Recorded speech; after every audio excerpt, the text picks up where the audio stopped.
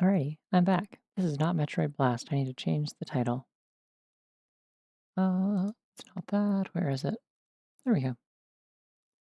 I'm very professional and good at production stuff, and that's why I do all of my things while it's still on the screen, because I'm scared and I don't know how to open the like little editing view thing. Um, oh, one thing I need to also do is I real quick need to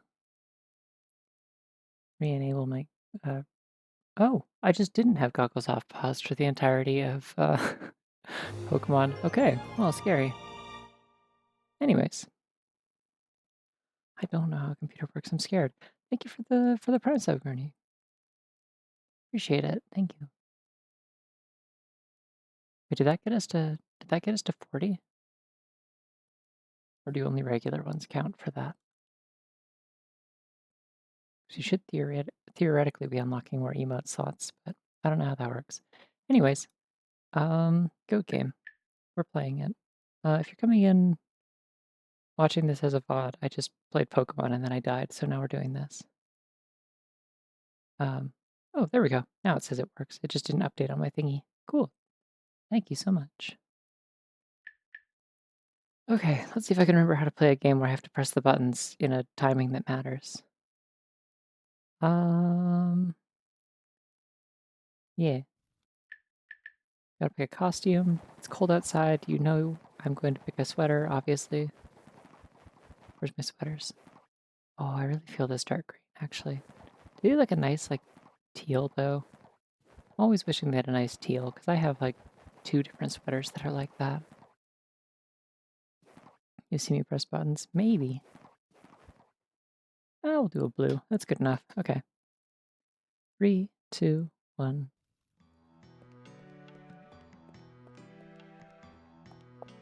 I have not played this in a while, it feels like. She's got like a sock and a half. That's almost pants.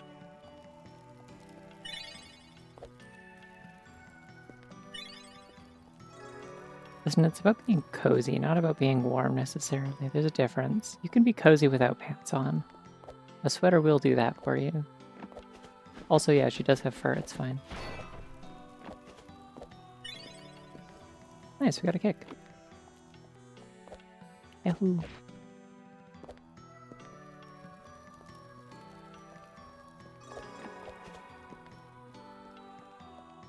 And there's a major item over there, very cool.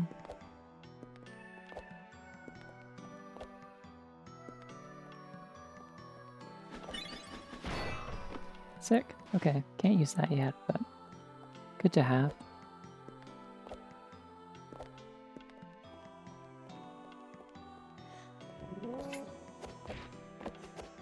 Ah. Almost forgot to drop that first, because if I grab the green thing with a fake Dream Breaker, it will remove it. Whoa, the bunny hovers. You can do that in this game too. I don't want you to know this, but you can. And I'll do it soon, because I'm going to the library.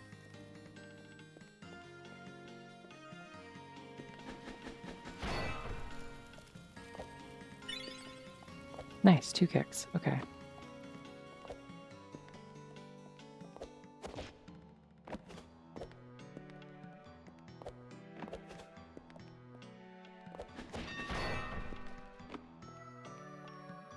think most bunnies know how to sit on hay bales. It's like a thing they're born knowing how to do. They know how to What the fuck was that? Why did it go over there? That bunny knows how to sit on another bunny, which is also a valuable skill, I think.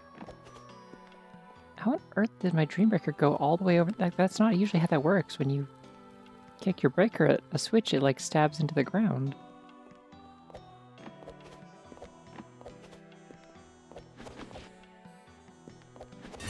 It's true.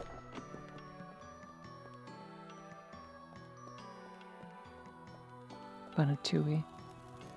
Took me a second to figure out what bit you were doing, because that's like super not how that spelled, but I also can't fault you for that because it's French. So the way that it is spelled is fucked up, and I don't know that I would have gotten it that much more easily. It's funny, and also Tui. Oh, I do have a key. Yeah, wait, I can get in here. Yippee.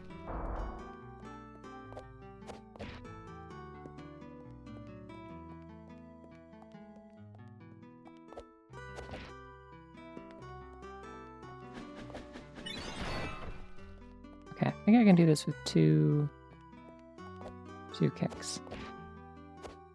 There we go. Yes! I'm now demonstrating. This is how bunnies do it.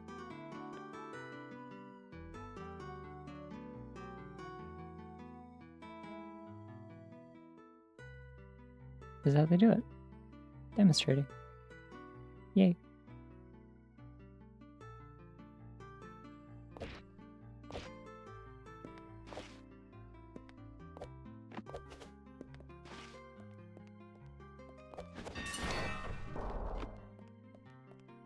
It's normal for bunnies to do this, yeah. It's normal and healthy and good for them.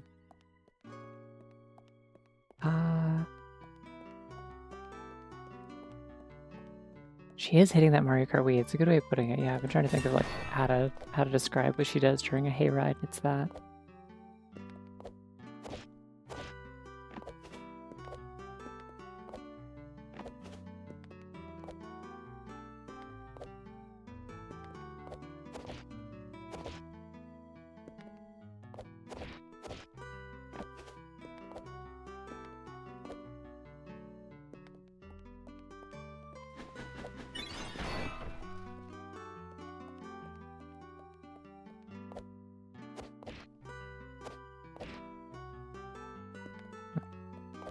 Yeah, Mario Kart Wii, well, specifically the Mario Kart Wii, like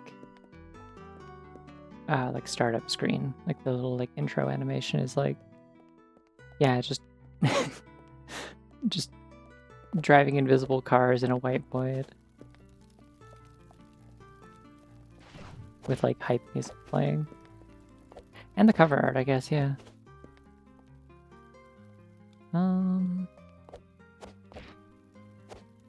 Yeah, I don't think I can do this part without like at least one more move. So we'll come back later, maybe. Unless we don't.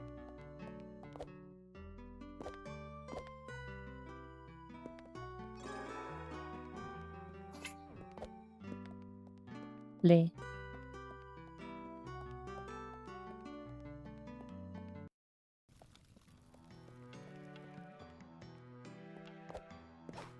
I don't know, I think the Wii one's like definitely something. It's just very strange. It's a very particular kind of strangeness. I gotta read all the notes for the sick lore. That's true. I won't be doing that. Did that once though. I was like, oh boy, sick lore. I hope there's more of it. There wasn't.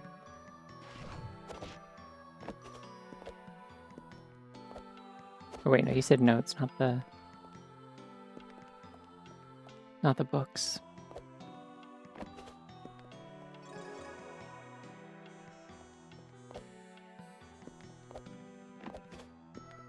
That's good news. I love this game also.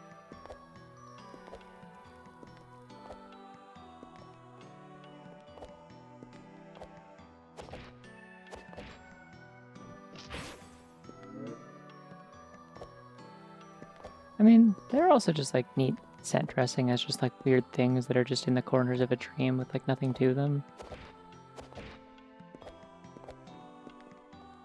I had like so many fucked up dreams in like rapid succession yesterday. I'm just remembering this now. Like I kind of like drifted in and out of sleep a lot, and so I had like 4 different dreams, and I don't remember like details of a lot of them except that like one of them was like so upsettingly like violent that I like forcibly woke myself up. I'm like, fuck this, I'm not sleeping anymore.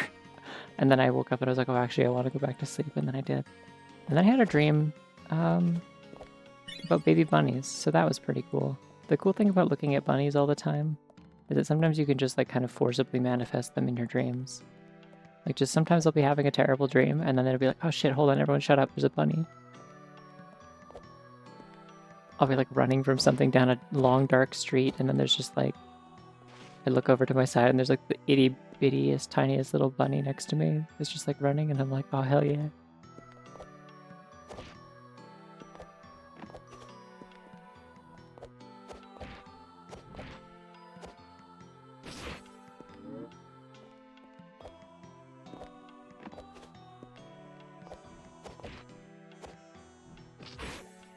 I would really appreciate having a weapon, actually. I'm willing to go back to this other room for it.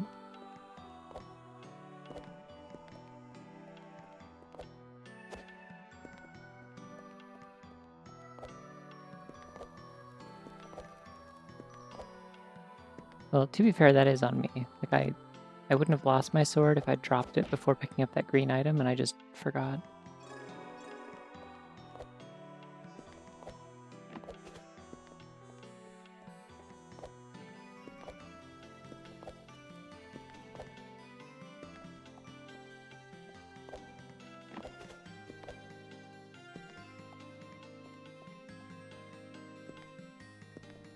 Is this Dream Detroit? Does Detroit have like a big castle in it? I've never been to Detroit. You could lie to me about this.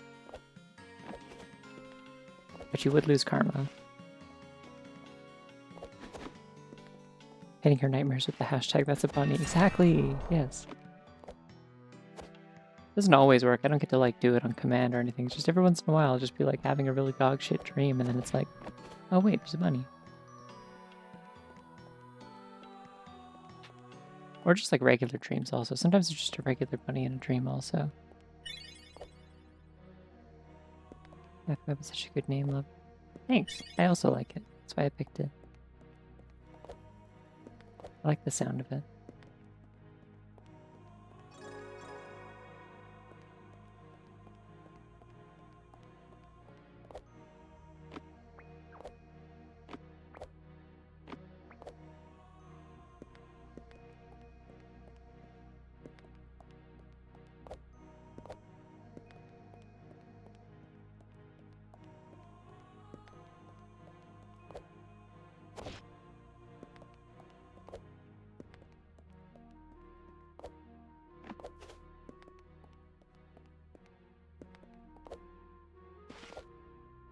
Oh, nothing in there.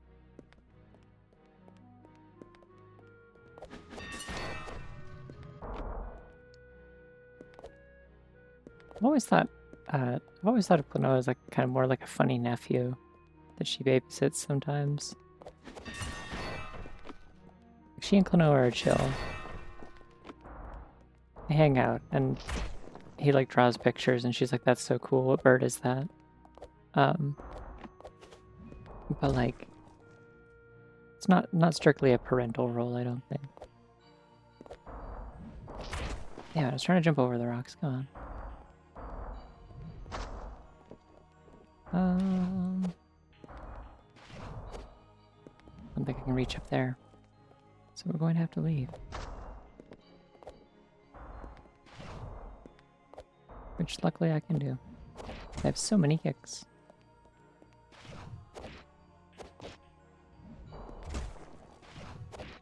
But the number of them doesn't matter, it's the angle. Cool ant, yeah, exactly. Am I projecting? Possible. I might also be the cool ant who wears turtleneck sweaters and is like, hell yeah, small child, show me your drawing, tell me what it is. I will draw your favorite Pokemon for you. Unfortunately, all of my, thank you. That was kind of cool. I didn't need to stunt like that, actually, because I remembered at the last second that picking up health doesn't reset your fake sword. But it felt cool. Like a bank shot into a pickup into a backflip.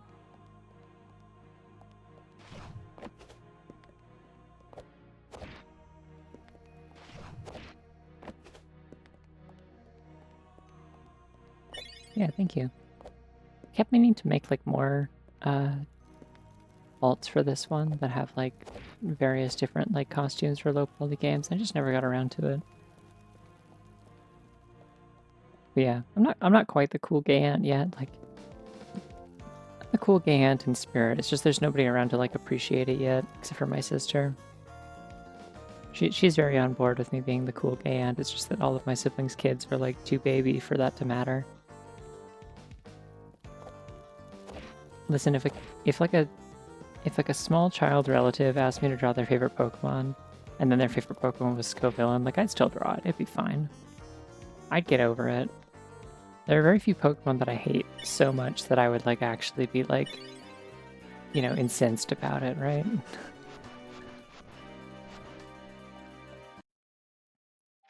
They're usually like, it's like Pokemon that I hate to use. Like, I wouldn't want to use this Pokemon. But like, yeah, if a small child is like, oh yeah, I just really love, I don't know. I'm trying to think of like other Pokemon I don't like. I really love,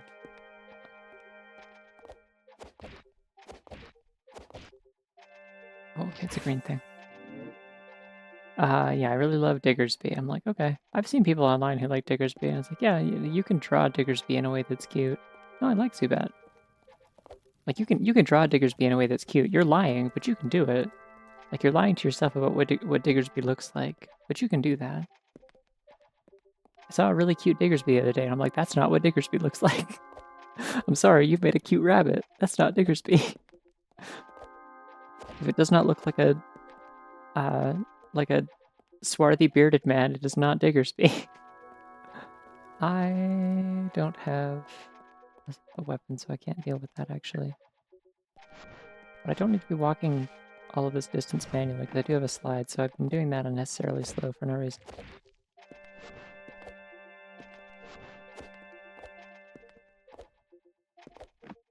I do remember specifically at one point I was like trying to entertain a child at some sort of like family gathering like years and years ago. And I was like, I could draw Pokemon, sure. What's your favorite Pokemon? And they told me it was Mega Aerodactyl.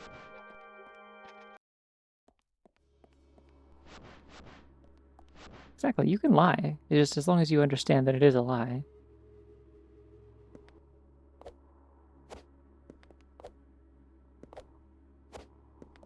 Yeah, for some reason this kid's favorite Pokemon was Mega Aerodactyl, and Mega Aerodactyl is really hard to draw, just for the record. I'd just like everyone to know this. Honestly, really just thinking about like most Mega Pokemon as like this specifically is my favorite is wild to me. Like,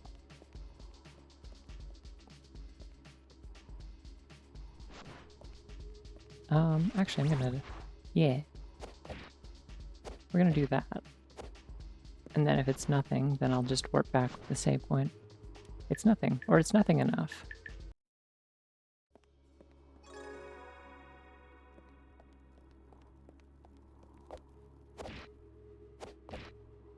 Now, see, if a kid told me that their favorite Pokemon they wanted me to draw was Mega Villain, then we might have a problem. I'd be like, all right, hold on, before I draw that, please explain to me what the fuck you like about Mega Villain.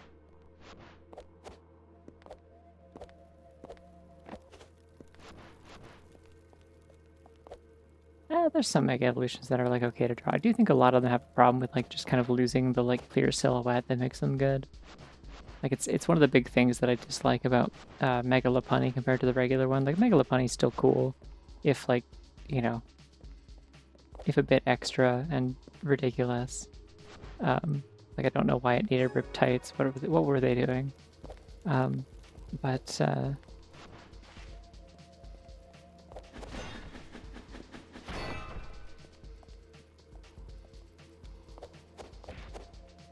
I don't need to do this.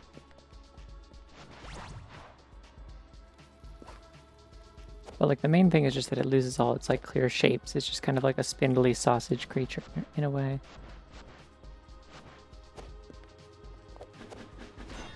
Like it just doesn't have as much like clear design appeal. But then like some of them are good. I don't know. I like some of the new ones that they added recently. Like Mega Clefable's pretty good. If they asked me to draw Unknown, I'd probably ask them which one. I don't know. There's like 28 of them or something.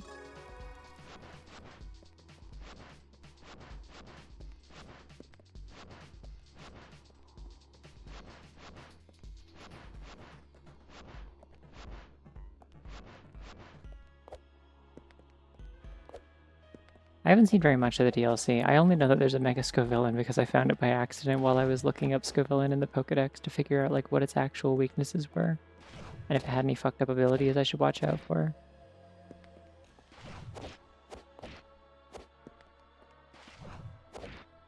Ooh.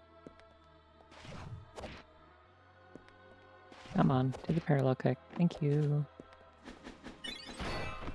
Wing gem. Alright, I can make use of that. Turtonator would be a hard one to draw. Honestly, secret thing that's very hard to draw is spike balls. Like just, if you try to imagine like, you know, like a spike ball, like a good old-fashioned like medieval mace or something with just spikes on it. Like, it's weirdly hard to do.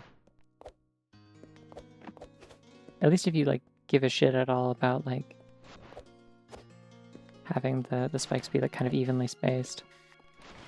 Yeah, I wouldn't want to draw overquill.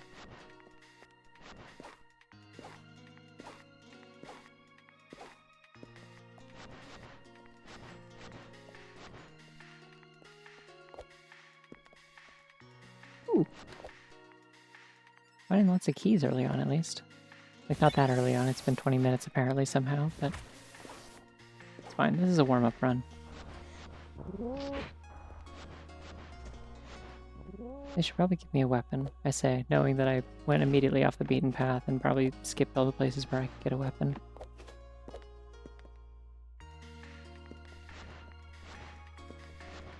Yeah, the movement in this game is very good. It takes a little bit to get... Oh wait, I forgot to check the hallway. It takes a little bit to get used to it again, and then I'm like, ah, yeah, cool. This is the language I speak. Solar wind, cool. I still don't have a weapon. How the fuck did I find solar wind without a weapon? I'm definitely out of logic.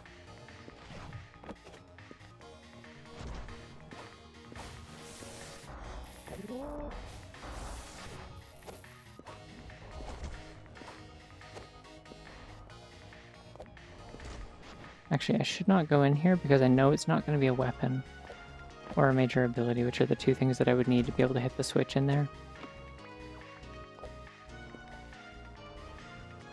There's nothing in either of those towers.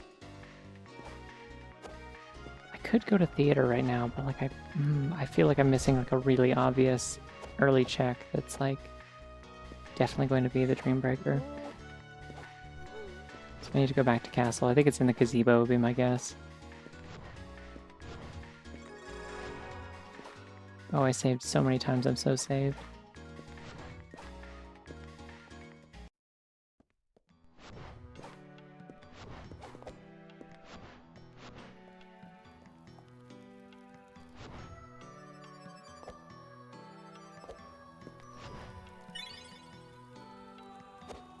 Yeah. Like every baby could walk into an event, like an event trigger that, an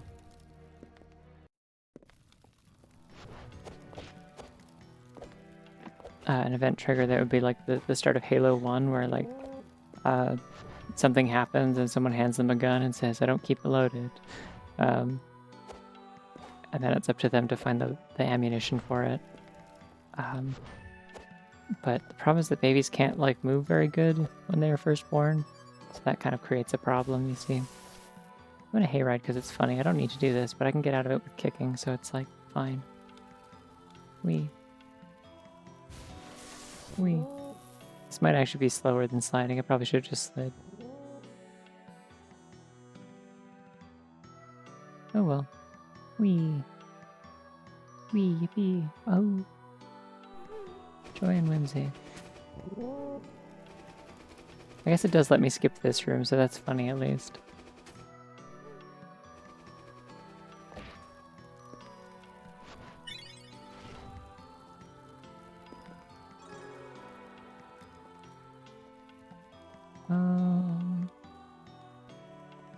There's nothing on that ledge.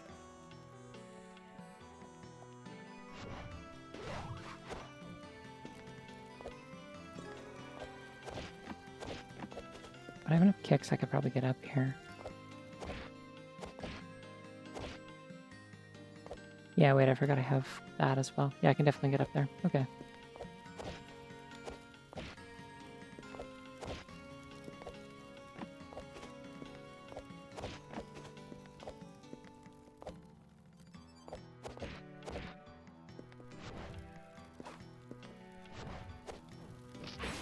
Forgot that I don't have a weapon, so I can't cancel my movement. That's 4 keys, though.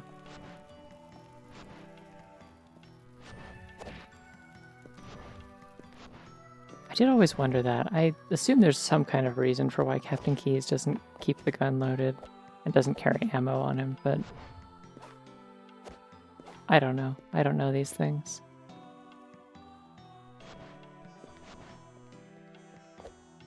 Knowing things about guns seems like someone else's job, which is maybe what his stance is as well. He doesn't know how to load it.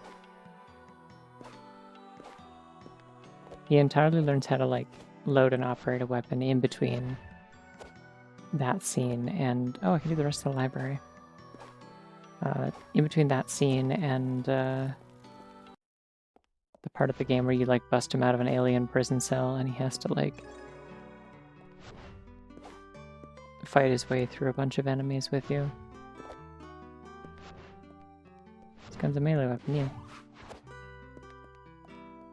He just gets perfect back smacks every time. He doesn't need bullets. He's always playing slappers only mode, which is a different video game. I just remembered that I can't break this without a weapon. Oops. I'm in this room forever now. She lives here.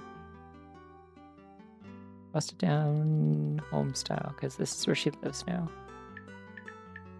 Well, anyways.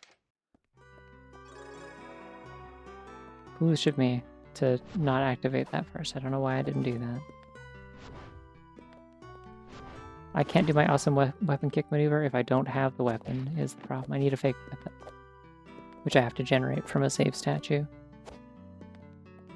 I'm stuck. My stuck. Hashtag my stuck.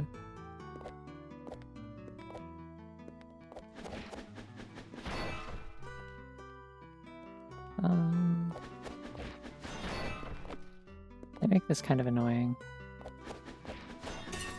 Hey, there we go. Being sick with it. Sunsetter, good enough. Okay, I have a legitimate in-logic way to do this now.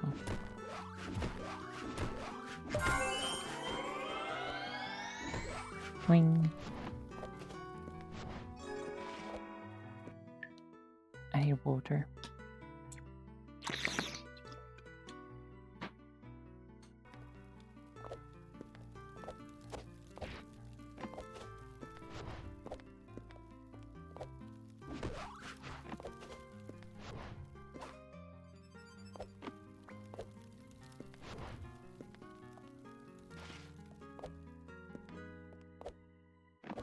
Nothing else in this room, just a little guy.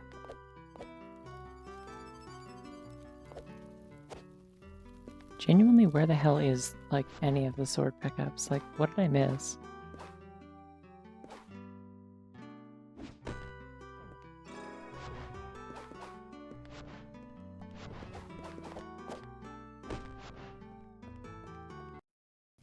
Cool, thanks for popping in for a bit. Wow.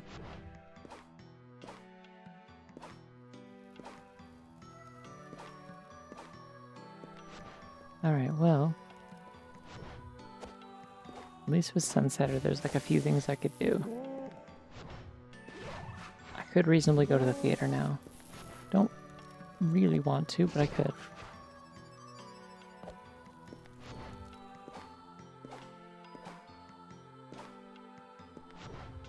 I am remembering that I have expert logic turned on in all categories, I'm pretty sure. I wonder if this is coming into play now. Boing. Could also YOLO the tower, that'd be funny if there was a sword there. Whoa, that was cool, I had like a no gravity thing.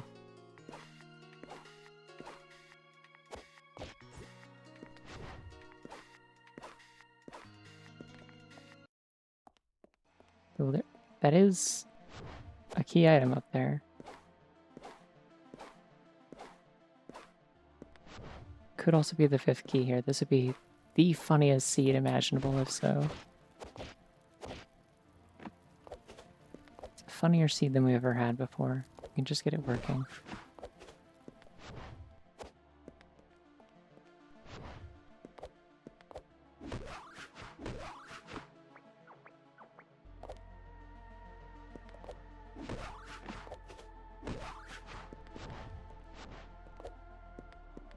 Alright, well there is a white item there at least. There's the last key isn't here, but fuck.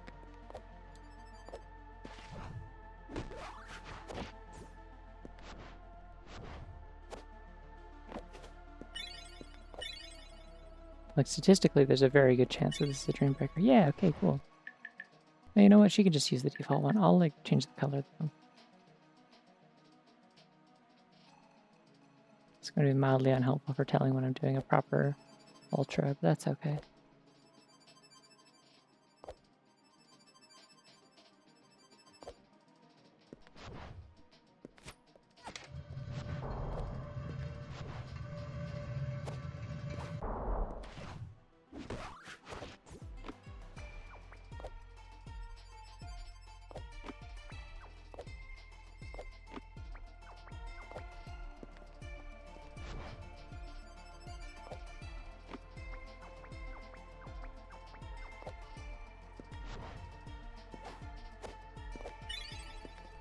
Okay, another cling gem, and we can technically check the hints.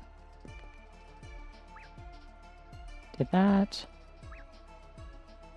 Grab by the hand and soldier empty Bailey with that. Girl calls you Bubble Girl and Castle Sands. I think I got that. Let's see what the other ones were. I don't remember where Bubble Girl is. I want to see the show in Twilight Theater. Okay, I haven't been to the theater, so... Wait, hold on. Note near the empty Bailey entrance in Underbelly. Yeah, I did that one. Okay. So it is the one that wants to see the theater then. Just being able to see my shadow from all the way up there, by the way. Very cool. Useful for lining up a jump.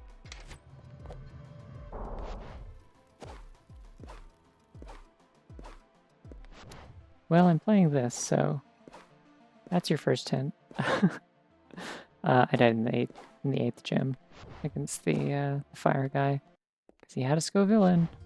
I wish I could just ban individual specific Pokemon from being in the game, but alas.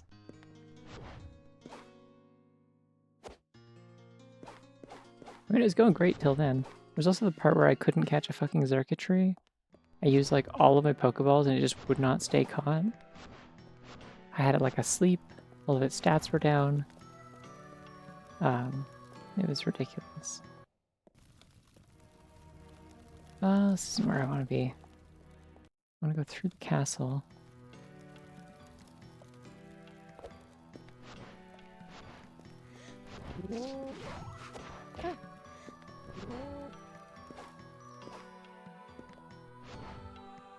Any fish leads to Hubers, this is true.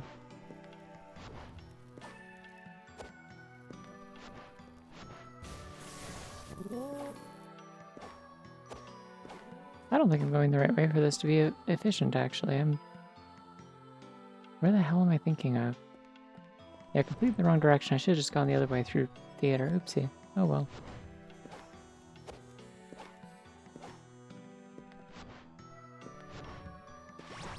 Also, never really went into dungeon this run, which is interesting. But I already got the hint and I know where the key is, so I guess we're just not going there.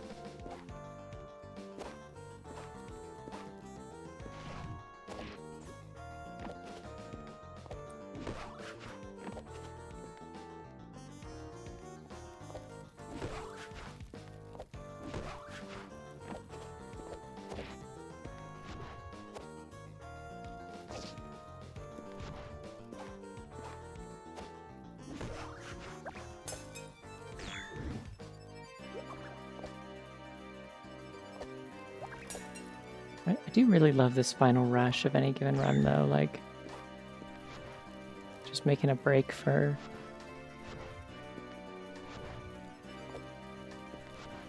the final key or whatever, and I'm just like scooting across the entire map very quickly.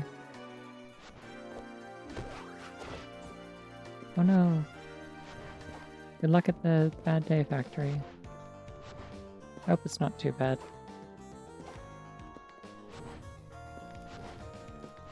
Talk to you later, okay?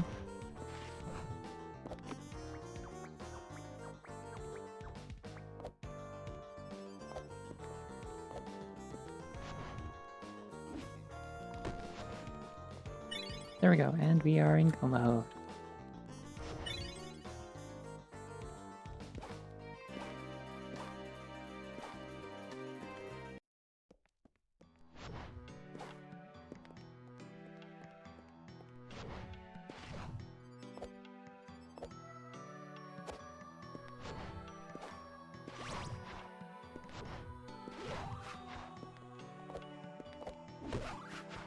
I'm activating my finest movement.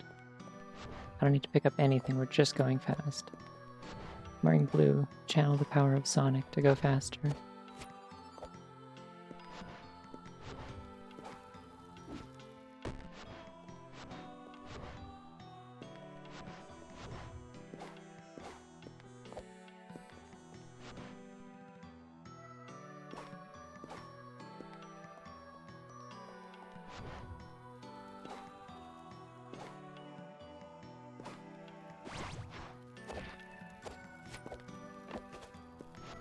That was not fast or optimal. Don't worry about that part.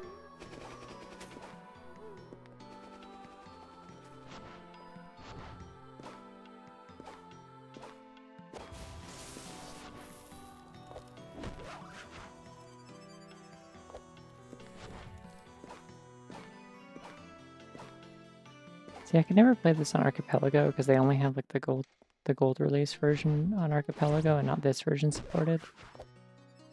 Which means I can't have my sick-ass bunny hop animations, and I don't know what I would do without them.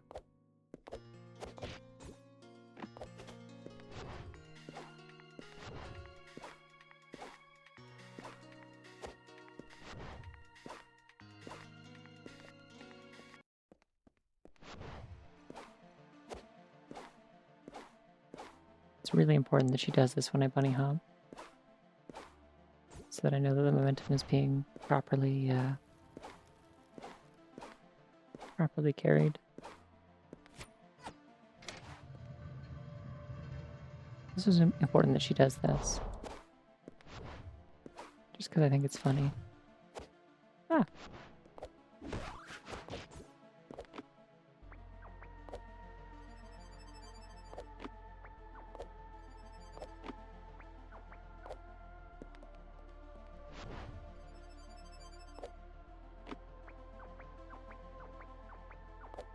Exactly. This is the bunny movement game. You can binky.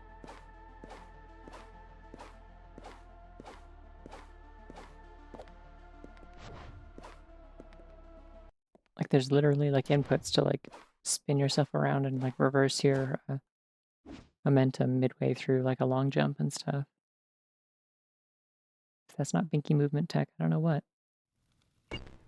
Also, this is the boss. If you don't want to see the boss, look away for like a minute or two.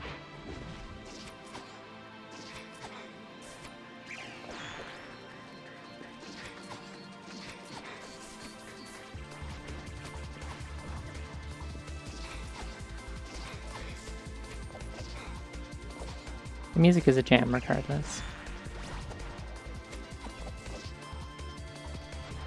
Oh, come on, not that. Not that move. It's rude to me.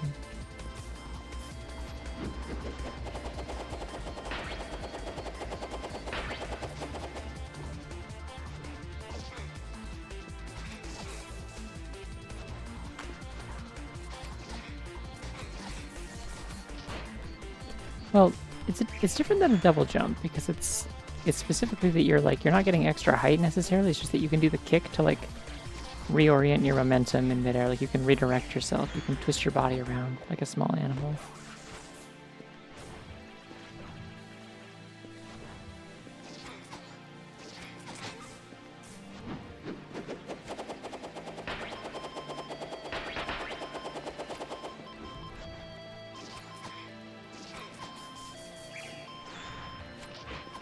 Yeah, I don't know where I picked up rude to me.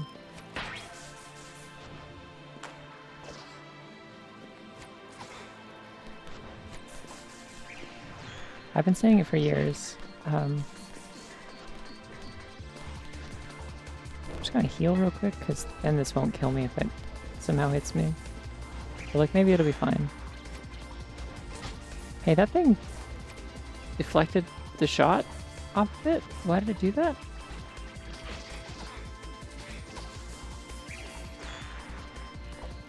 This is really weird. Why is she like appearing and firing off a single shot? Is she not in the second phase yet? Ah!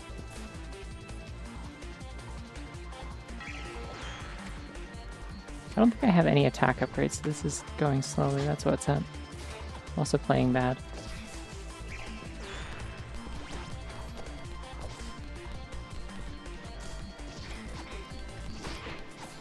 I think something's up with the way that she's spawning projectiles. She's like spawning them from below her. Stop doing these.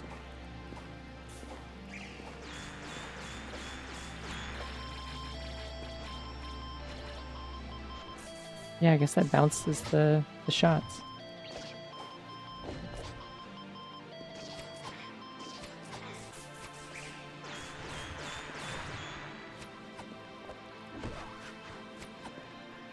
Okay. I would really love aerial finesse.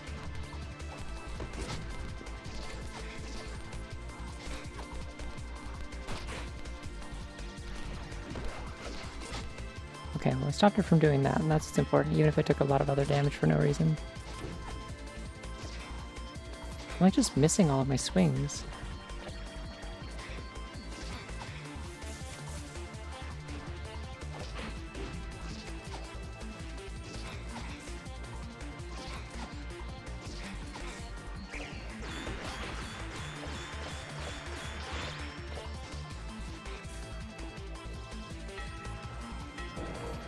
Yeah, we're just gonna get the hell out of the way of that.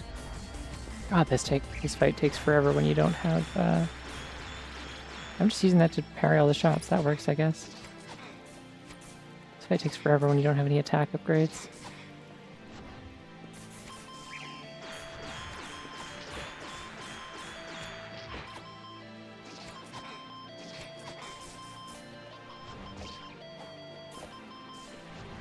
I keep thinking about what you said with what if she's not in logic, and I'm trying to think how that would have to work.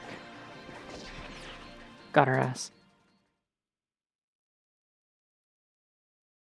It was a beautiful way to finish that off. Yeah, the only way that I think, the only way that she wouldn't be in logic is like if you somehow got all 5 keys, but you did not have access to any, you didn't have access to, Dreambreaker or Sunsetter, which are like the 2 ways of dealing damage to her. Cool. That was a pretty light run. Not like a entirely low percent, pretty low percent.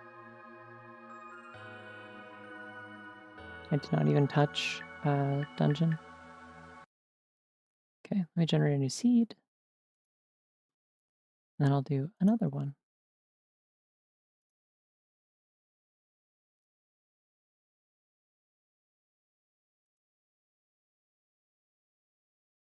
I'm like, why is it saying no video? And then I realized it's because I have my like Switch capture underneath from when I was playing, using my like OBS to play Pokemon the other day.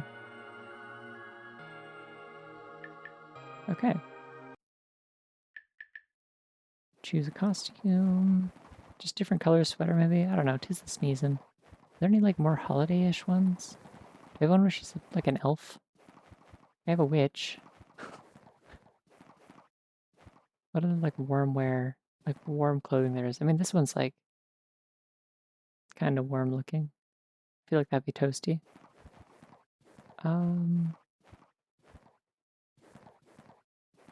Yeah, I don't know. She doesn't wear a lot of warm clothing. This one like might be all right. Sure, let's be Fire Emblem Woman from a Fire Emblem game I haven't played. 3, 2, 1.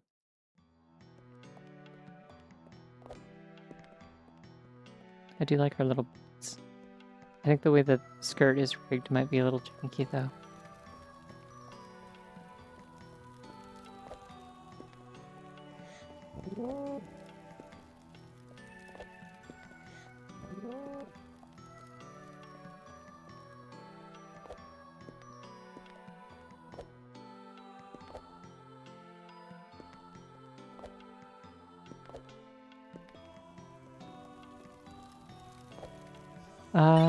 I don't think so. Not that I'm aware of.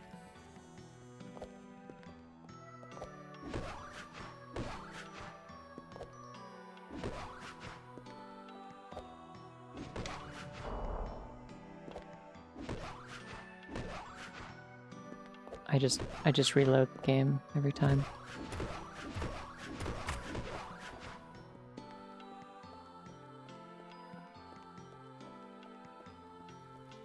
No worries. Yeah, it's pretty quick, but yeah, focus off my nothing. I mean, she is doing an attack. It's doing damage, you can see, so... I don't have a key, so I can't actually get in there, but... with this and one kick, maybe.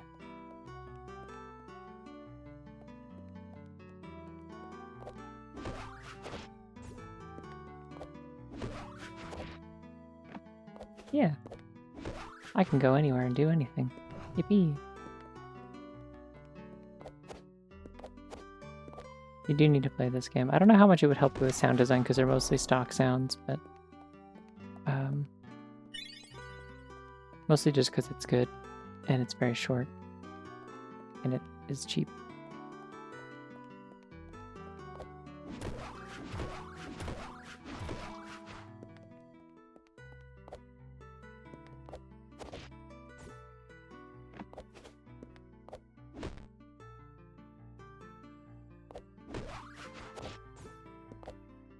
I don't know how much I can do this with just one kick and one ground pound, but we'll see.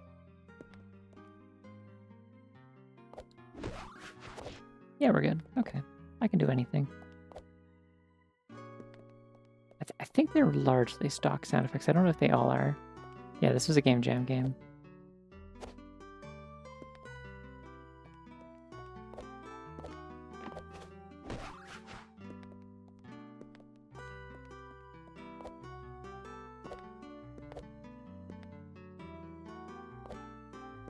Alright, well, oh wait, I have a key.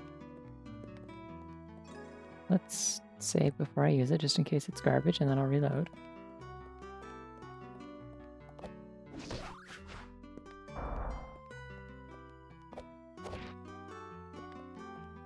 Not sure if I'll be able to do everything in this room either. Usually want more than one... Oh, okay, well, never mind. Everything belongs to me now.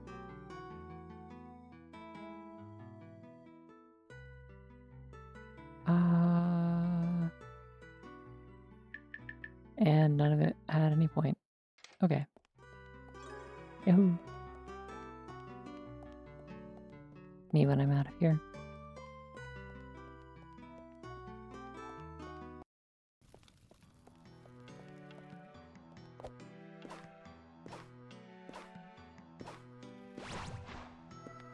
I should probably not go this way. Just noticed she only has one glove on. That's cool.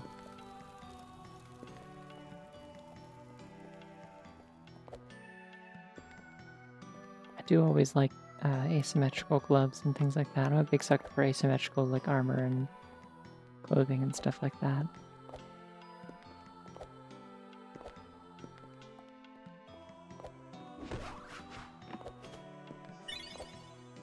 Love a character who just has one of a thing, you know?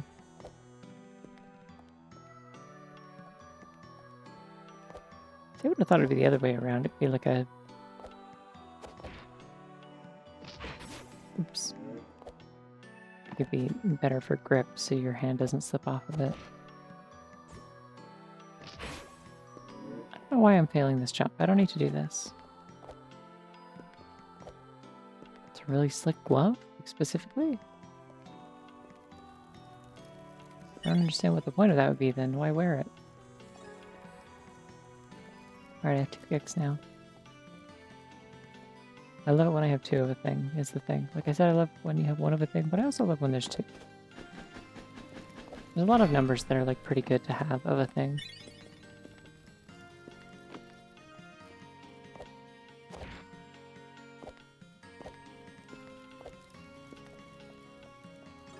Well, let's not get carried away, shall we?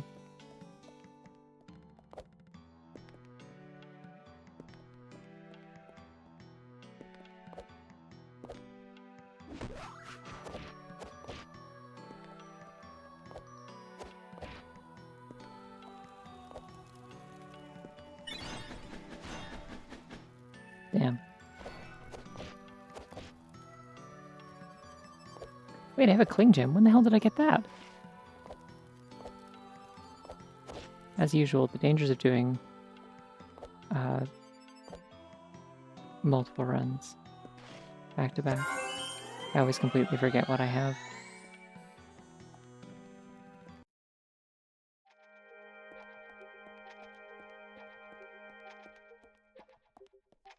I will drink water in a sec.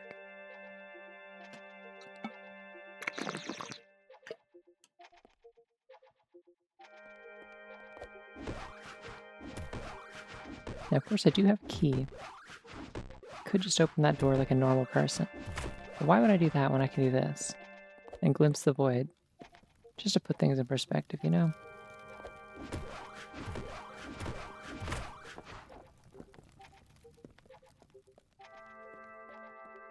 Well, there's nothing in there I want. Bye-bye.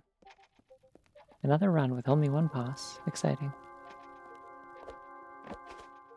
I need to find another bot that works for having like random timed messages. And then I need to like add a lot more of them. I had a funny thought that like I could make like one or two of the messages be like the midway through city trial like alerts about like hints about like the stadium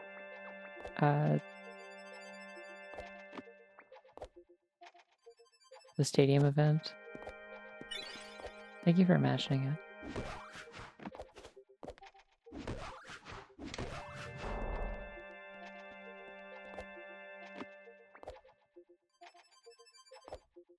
it.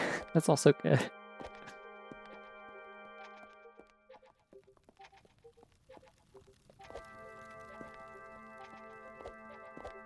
Yeah, just like tooltips for random things that aren't like relevant or helpful.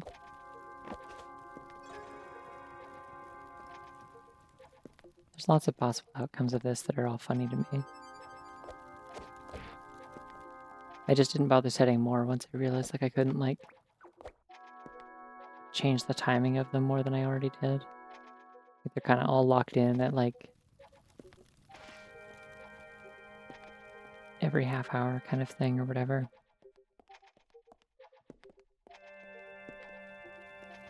Yeah.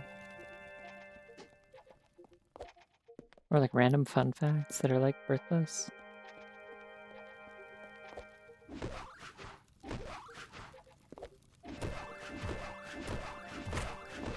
Bunny trivia facts, perhaps. I don't know. Does anybody have any like recommendations for like a chatbot that can do that? Just like random timed messages that are like, instead of it being like every single message has to have like a set interval that it goes on, it could just be like on a specific interval, it picks one of the messages to send or something. That's mostly what I want, is I just want funny random messages.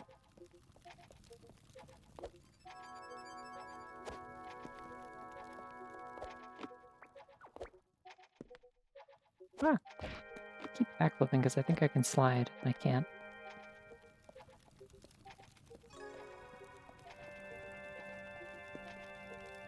Funny random messages. Yeah. Like, again, bonus points if I can change the name of it, of like how it shows up in chat. Like if I could call it like Taffy Wabot, that'd be awesome. Yeah, the randomizer for this is very, very good.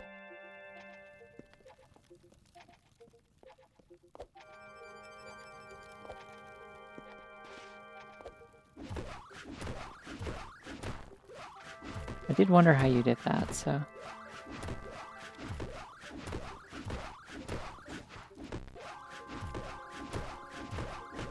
Good to know, I guess. I mean, I wouldn't hate setting that up. I'm sure it's not that hard, but...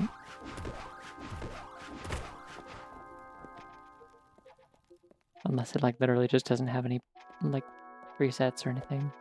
In which case, maybe it might be that hard.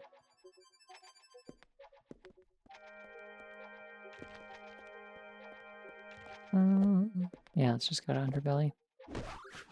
Not found any keys this time.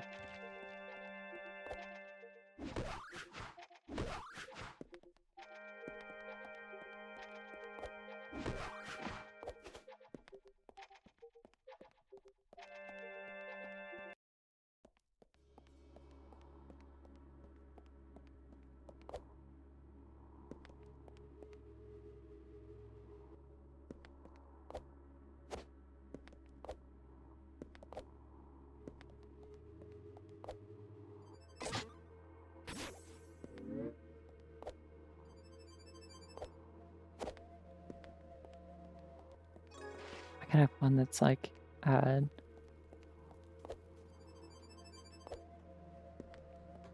you hear the professor's voice in your mind. Red, there's a time and place for everything. Or Red, there's a time and place for appreciating rabbits. It's right now.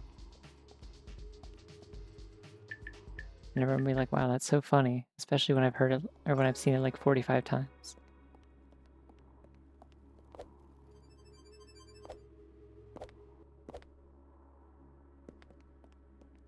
No, I went this way already.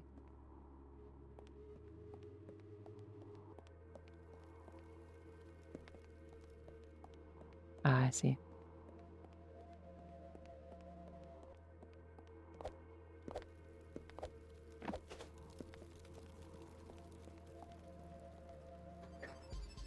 Yeah, there we go. There's a time and a place for bunnying, and it's now.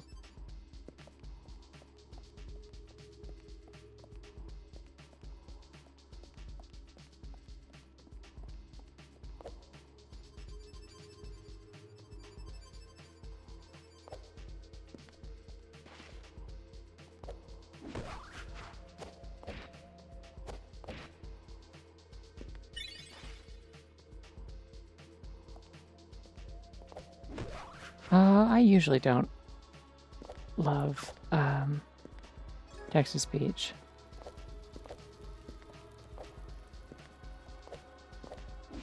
One place that I permit it is on like subscriber and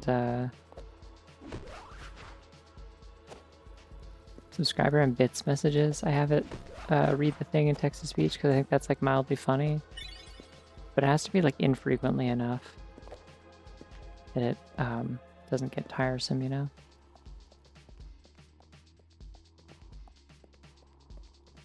You were close, and it's a parrot or something instead. I mean, usually when I have other animals that are snuck into the Show Me a Bunny redeems, because I do have those. There was a Viscacha that showed up yesterday. It's like so rare, so cool, so powerful, or something like that. I just have it make a different noise. It makes the Kirby 1-up noise.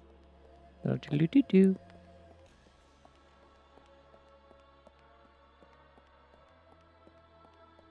Yeah, like the main place that text-to-speech shows up at all in my stream is just when people are like subbing, and so usually they just do a bunch of emotes and it'll be like, Taffy W1 card spin, Taffy W1 card spin, Taffy W1 card spin, until it like runs out because it has like a limit on how long it can go for. Hey, there we go. That's progress. A little bit of it. This is not going to be a fast run, I think, unless I find all of the keys very suddenly in back-to-back order.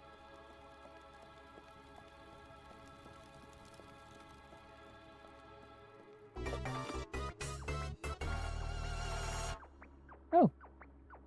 Hi, Jam. Hi, Raiders. Hello.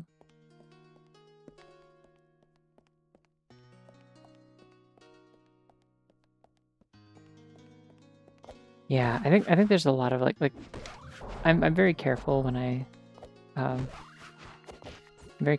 pick what goes into like my sound alerts that I make, especially. So, like I don't want ones that go on for very long, and like most of them the price in points is directly tied to how long they go on for. Also, hi. Welcome. I am playing Pseudoregalia. The game that's both pseudo and regalia.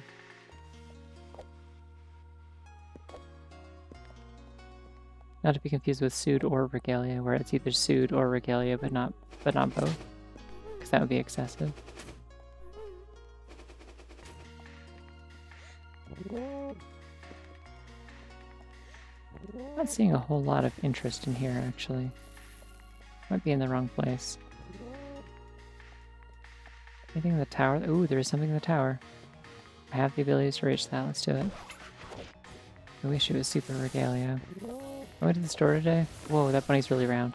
I went to the store today and there were like...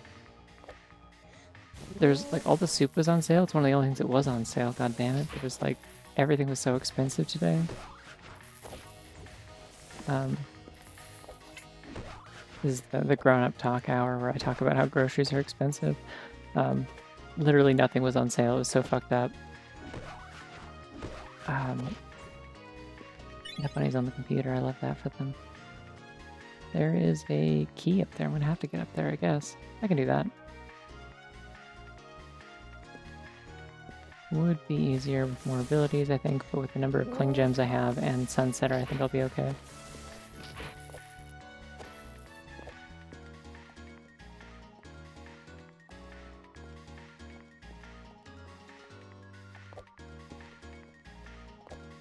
I'm pretty sure the file name for all of the pictures I have of bunnies on computers are just Bunny Online and then a number, yeah.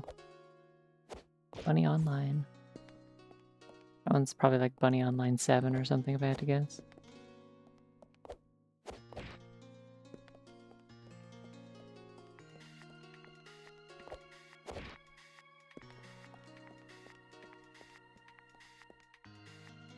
I'm trying to think of custom alert songs forever. Oh, I goofed that up. Forgot the order of things you can do again. Custom alert sounds forever, but it's so difficult. They have to be jingly enough to be a cool sound, but they can't be too long or obnoxious, yeah. I just stole all mine from video games, because then it's like, well, they already can't be that annoying because you hear them all the time in video game. Beloved family video game that everyone loves. It's Super freaking Mario and Zelda and stuff. And then yeah, like the sound alerts that people can trigger with channel points are just like funny sounds that are like occasionally relevant.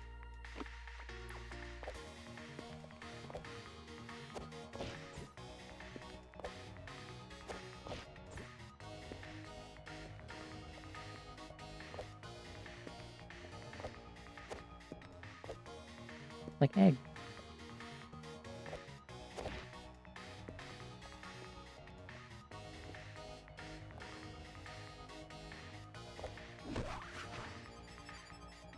Egg.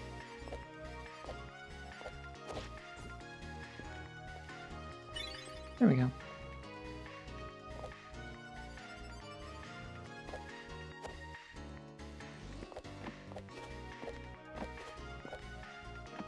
Alright, let's get out of this place.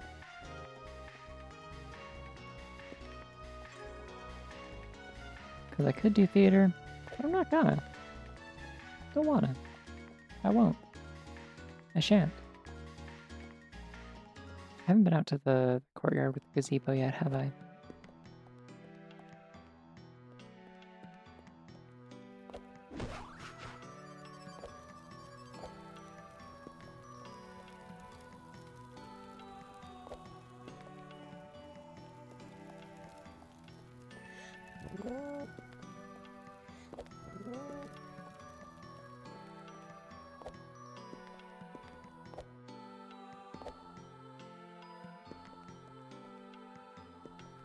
Oh yeah, no, same. I avoid theater so thoroughly. I hate going in there.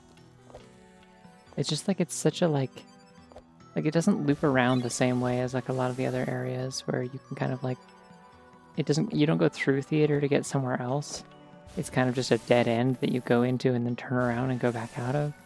Feels like.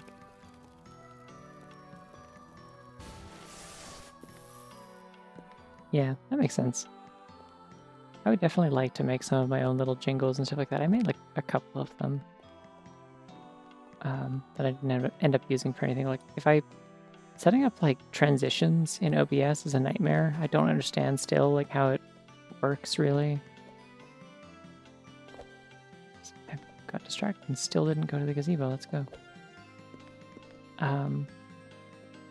Yeah, I end up like I just stuck with the one that I had that just kind of has like a sort of like a whoosh noise with it. That was like a stock one that was just like made freely available, and I was like, sure, cool, I'll use that.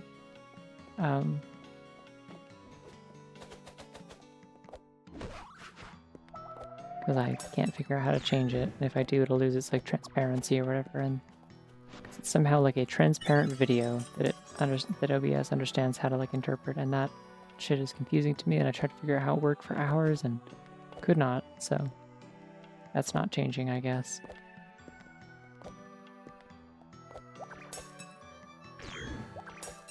Probably some like shit you gotta do with like stream elements or something if you want to do that yourself, and I don't really want to use stream elements.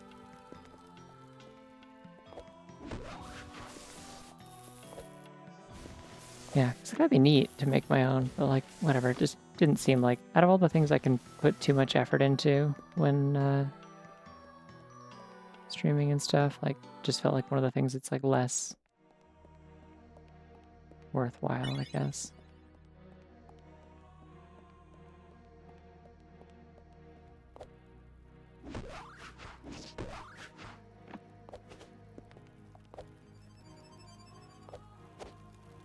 Yeah, like, I don't know. I don't stream for a living, so I only want to put that much effort into stuff for streams if it's like fun for me, and that just doesn't seem like a very fun task. But like, it would have been nice to be able to change the sound effect. Like I took a little, I think I took like a little piece of the full version of Sunroof, which is the theme that plays on my like loading screen when I start and end a stream.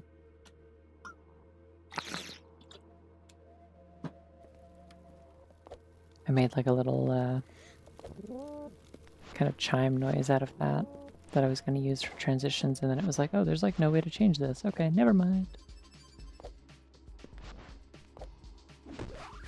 PseudoRabbit. Yeah, that's her. She's on the screen. Kind of a rabbit, kind of not. If I was rating her on my big Pokemon chart, she'd be kind of a bunny.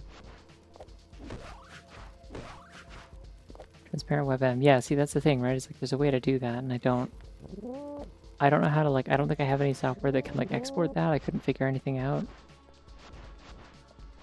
Cannot believe we're 23 minutes in and I still don't have a Dreambreaker. Where the hell is it? It's my curse tonight. Just cannot get a weapon. The sheer irony of me bringing up the intro to Halo 1 where he's like, I need a weapon, is not lost on me.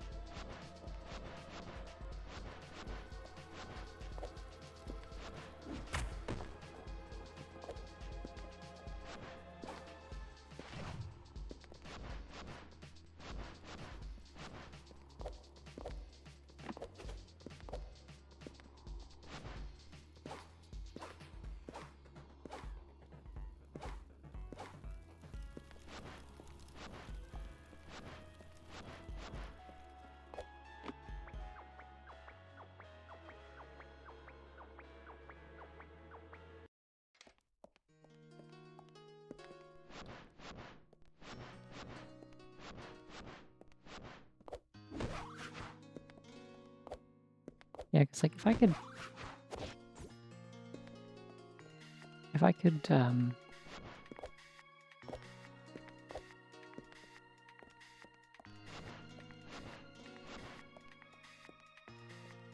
I mean, the game pretty clearly states that her name is or that her species is a goat bunny cat lady or whatever. It doesn't take that as gospel.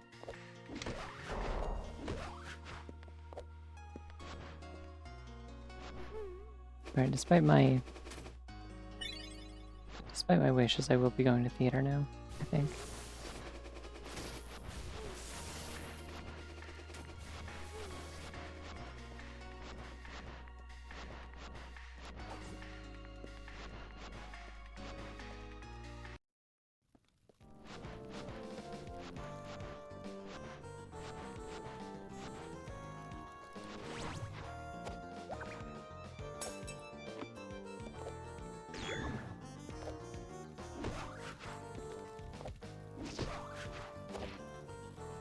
Come on.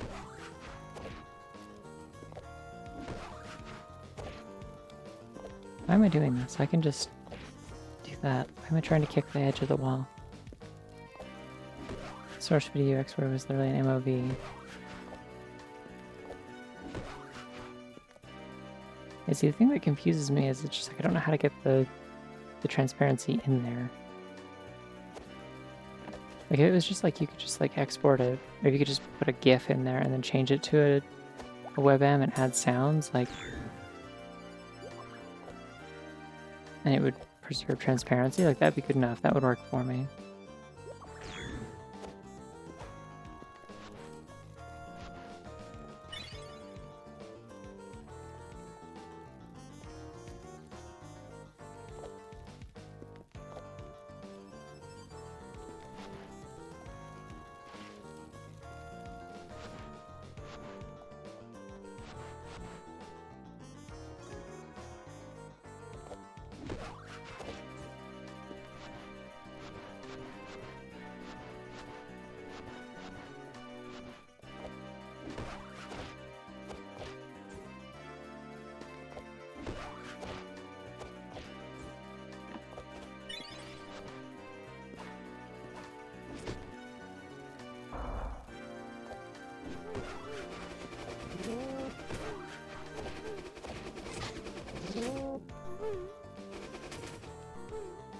Alright, everyone in this room better start being nice to me right now. Fuck.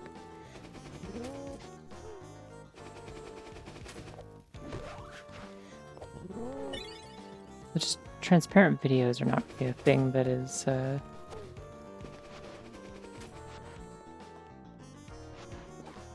but it's not like a key that's locked in there, so I don't necessarily need it.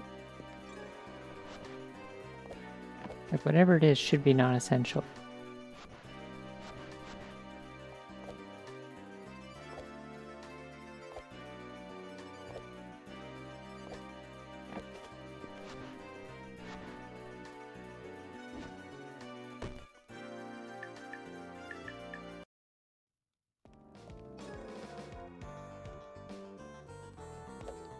Alright, well, let's go check the theater entrance, because I can't do anything back here.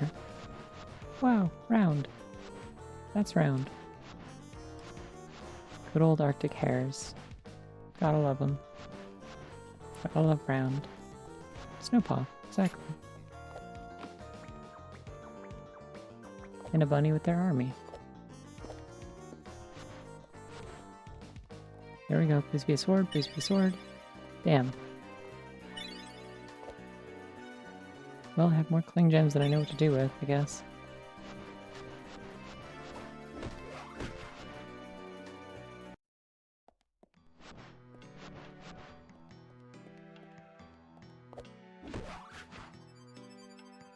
Well, they don't come with one.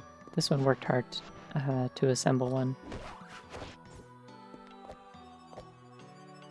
Gather their bunny forces.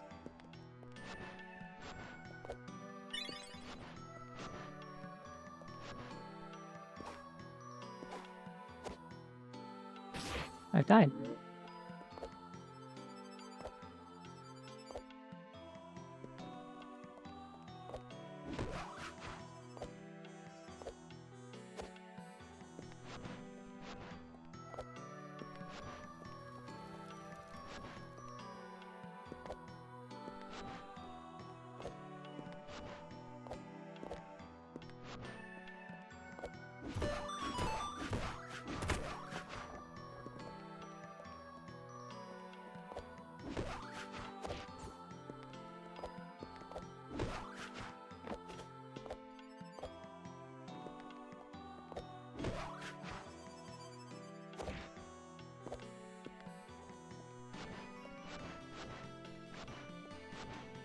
I love the evil wall check. It's so funny. As soon as you know about it, it's like, ah, yeah, okay. Of course, the evil wall check. Gotta do the evil wall check.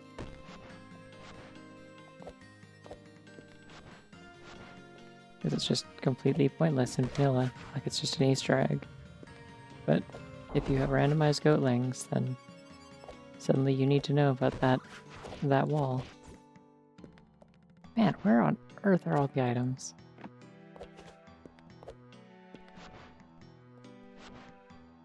Ah, I see.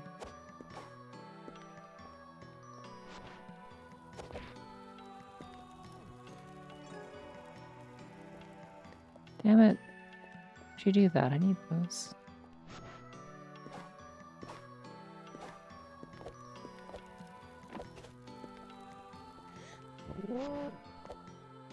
Well, technically I can get to tower now with all the kicks I have and stuff.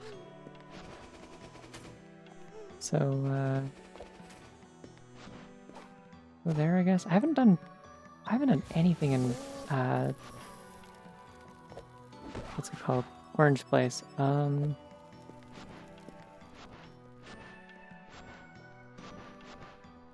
Place up here, this one.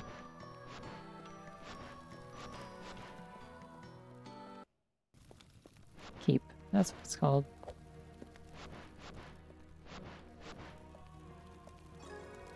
Just didn't for some reason. Well, there's a key. 4 out of 5. Still no weapon.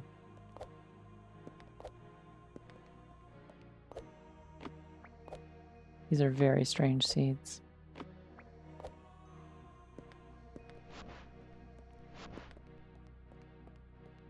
Did I even come through here then? Like, how did I... Oh, because I went into Underbelly last time. That's why. Okay. Like, how did I come through? I know I came through the sloped, like, entrance with the weird checkerboard room and keep. I didn't do any of the rest of this, and then I realized, oh, it's because...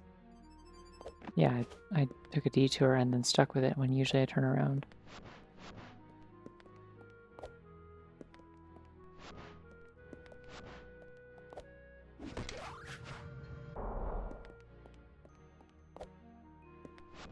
Well, worst comes to worst, there should be a dream breaker in...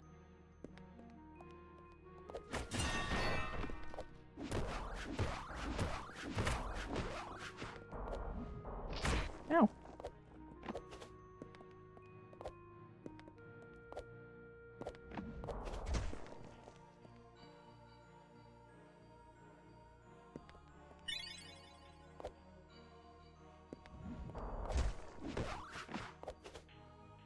I do love the dream faker.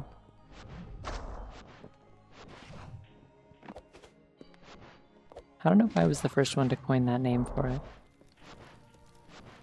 I'm pretty sure I got dibs on,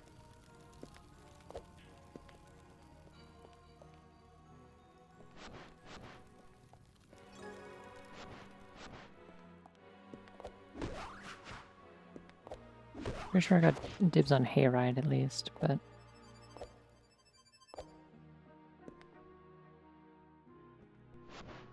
Ah! Well, let me try that again. There we go. No, it's okay. I can't copyright it since, you know, didn't make the game.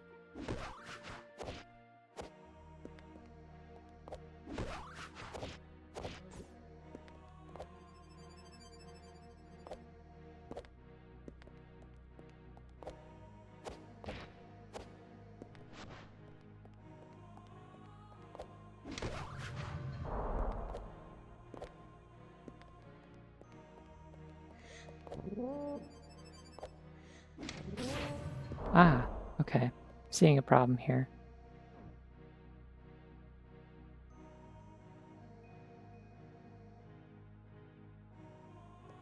Yeah, I can't do the soda weapon because I have to hit that in midair. What is that? Hold on.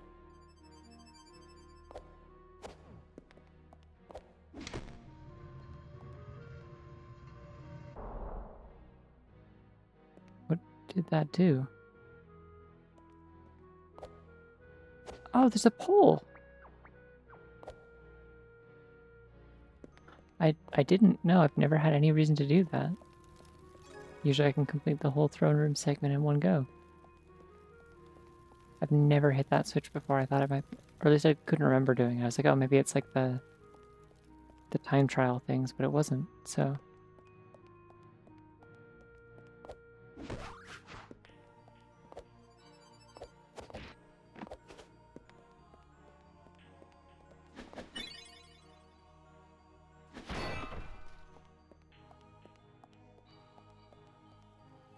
Oh, I'm finding new things all the time still, yeah.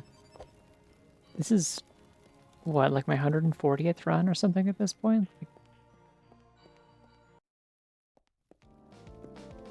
And I'm still running into things that's just like, oh, I've done this the same way every time. There's no reason to find a different one. No, I have time trial checks turned off. That's why I was like confused. I'm like, is this a time trial switch that I forgot about because I never do those? But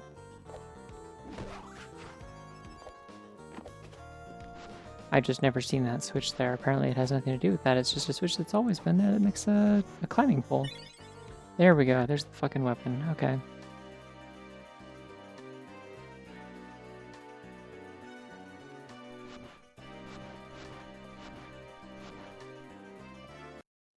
I think time trials are like genuinely just not good for randomizer. Like I'm glad that they're an option, but it does like ruin the entire logic of the randomizer because like time trials are not built to be factored into that. Like, they are almost all of them are meant to be a thing you backtrack for when you have almost all the items in the game. And so logically what ends up happening is that any item or key that is behind them requires full completion to get, which means that all of your runs are longer on average. It's just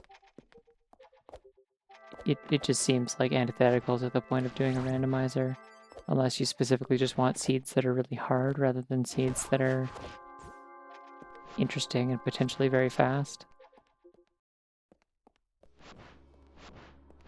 Because I like the skill progression of like trying to route this game quickly, you know, like trying to find my way around and know the best ways to go places. And so like usually if a seed requires me to like 100% all the abilities, then that's like an unlucky seed.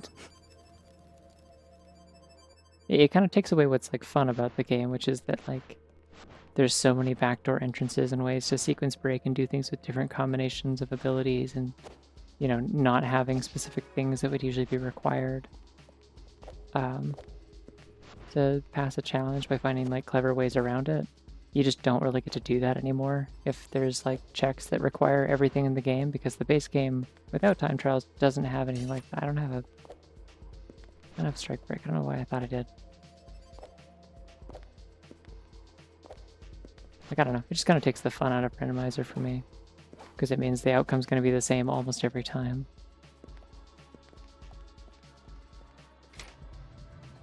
Hey, Dazro. Wait, it says first time chat. Did you make a new Twitch? You were here for Buck Bumble. I know this. I know you from Bumble, but not that Bumble.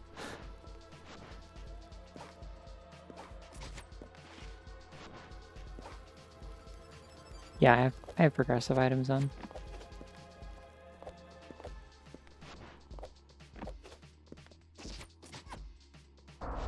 Who knows?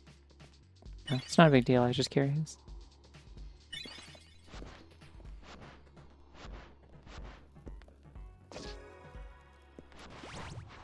It's a shame that I'll probably never have another game that's as funny to stream as Buck Bumble. Like, really a one-of-a-kind experience.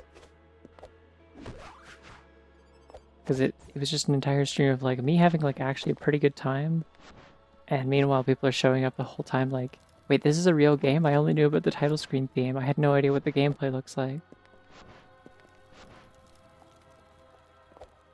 Ah, I see.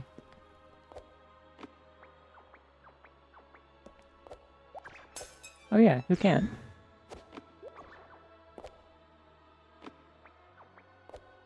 It's a normal thing to be able to do, I think, probably. I'm gonna go to the tower, because I don't know what else, like where else this shit would be. People say this. Buckwalk was like a good video game. And Argonaut should hit me up when they do the remake. I caught Argonaut Games snooping around on Blue Sky and name searching Buck Bumble and liking people's posts that mentioned it, and I'm like, aha. Aha! I see what's happening here. Hey, this is bugging me that this is not more orange. Become more orange. Yeah, there we go. It wasn't a middling flying game. It is a damn okay flying game held back by poor controls and technical limitations. Like, the formula of that game, I'd be super down for if it was a game that just, like, you know, was on a console with more than one stick and also had any amount of draw distance.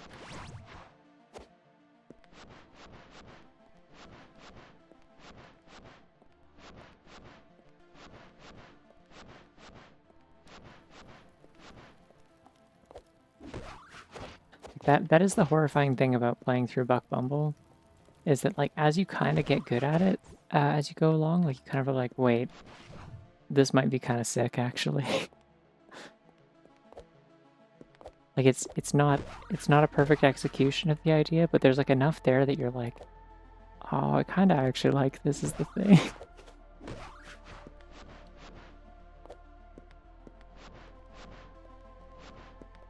Enjoying myself a dangerous amount.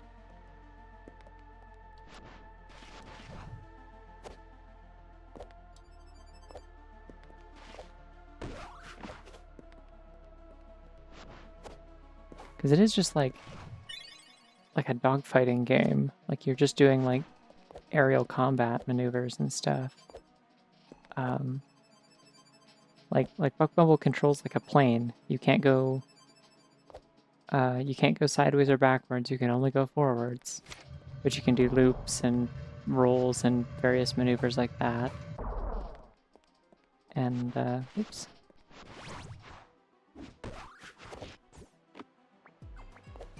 And like all of your targets are, like, a lot of the time they're also moving quickly past you, and so you're, like, you know, flying ahead of them as quick as you can, and then, like, slamming on the brakes and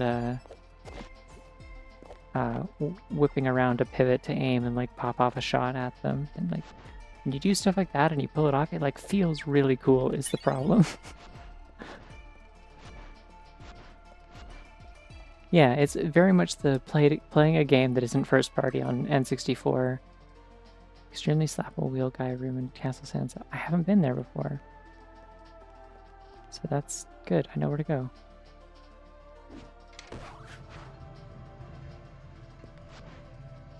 Really glad that they called it that in the hint. That's good.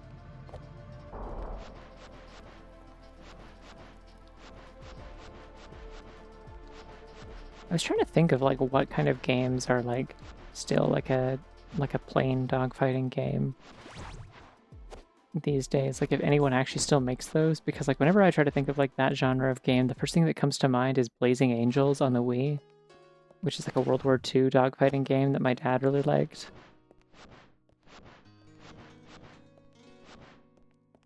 I don't know if it's a particularly good one, but is War Thunder always or also that? I always think of it as being a tank game, but I guess it makes sense that it would be plain, since that's what I'm pretty sure people were, like, leaking documents about, was, like, fighter jets and stuff. Are the Blazing Angels people also the War Thunder people? That would make sense. I don't know. I mean, this was, like, 2006, so, like, I didn't know shit about who was making games. I was just like, oh yeah, this game for the Wii. It may as well be made by the people who made fucking Gingerbread Man. Like, who knows? It's just on the Wii. I don't know what else to tell you.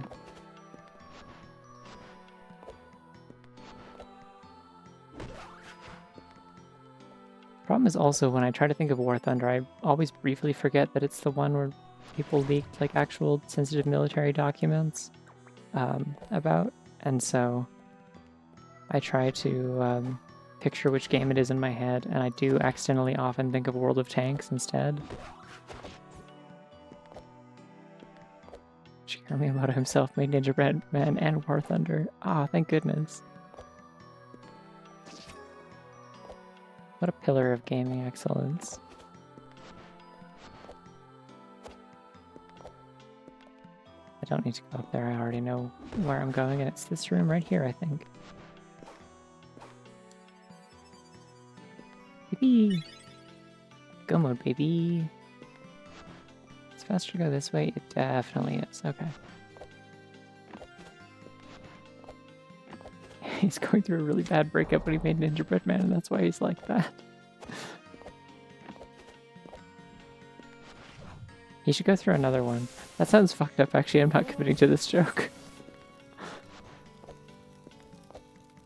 I just think the world would be better off with Gingerbread Man 2 than another Mario movie. Or whatever the hell they're doing to Zelda.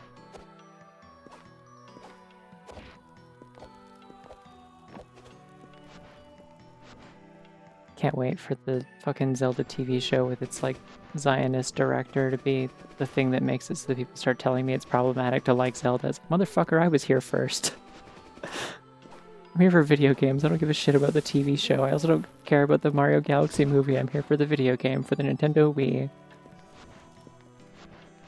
That I already own and will continue to enjoy.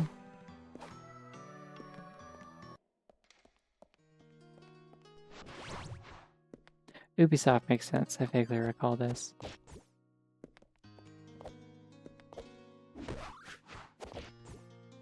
Get a divorce from Mario. Get a divorce for 8 red coins.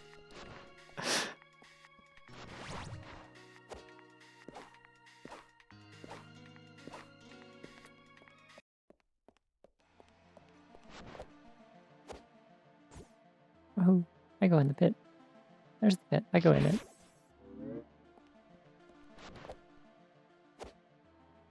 I go in the pit again, because I liked it so much the first time. Alright, I'm gonna do this slightly easier style this time. I like how I picked up indignation at some point, but I have not attacked a single enemy, so my energy gauge is completely empty.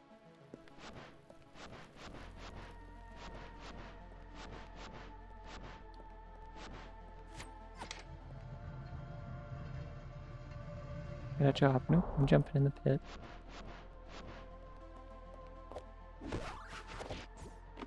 I like that I've seen enough of those bunny memes with like the get a job, nope, I'm playing into bowl or whatever, like those kinds of like meme format that like when that one image went up on the Daily Bunnies account that was like a bunny playing in a sandbox. I went to go post it in my bunny channel on Discord and someone was already there, had already posted it with get a job, nope, I'm playing into sand. I was like, damn it, I was just about to go do that.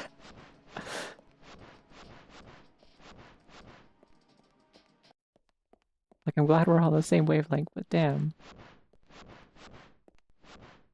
Out-bunnied in my own server, yeah.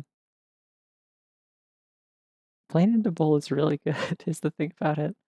Again, if you don't want to see the final boss of this, it's happening. You can listen to cool music instead, and I'll tell you when it's over.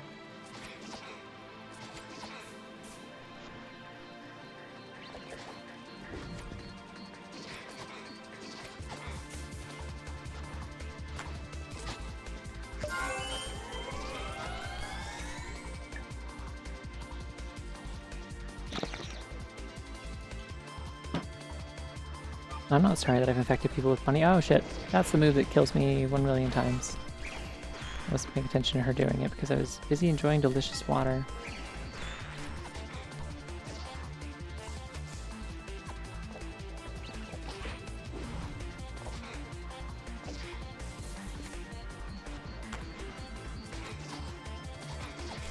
You ever think about how water's like literally yummy when you want it?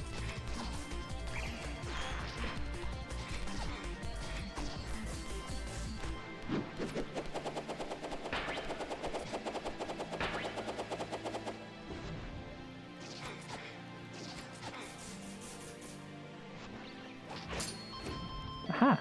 My aerial finesse. It finally kicked in. I need to heal.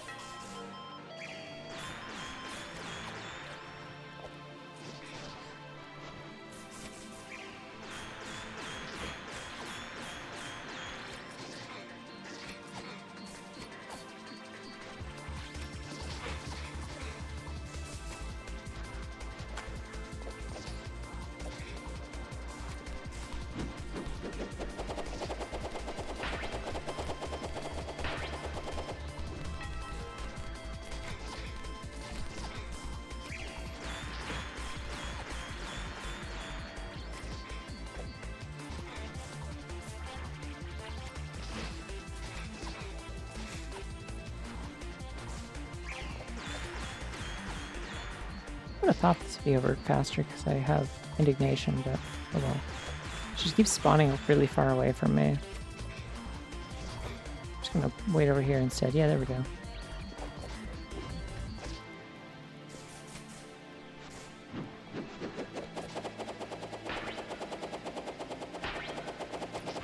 Oh, fuck. My sword!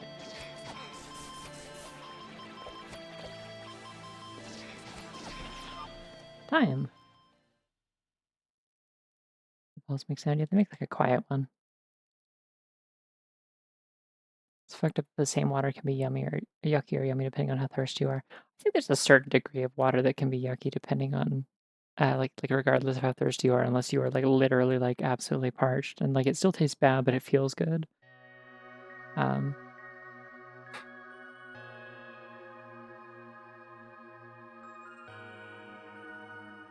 Where am I gonna get amethyst? That's fascinating, but where am I gonna get amethyst? Oh, thank you. Gotta take my serious eyebrows off.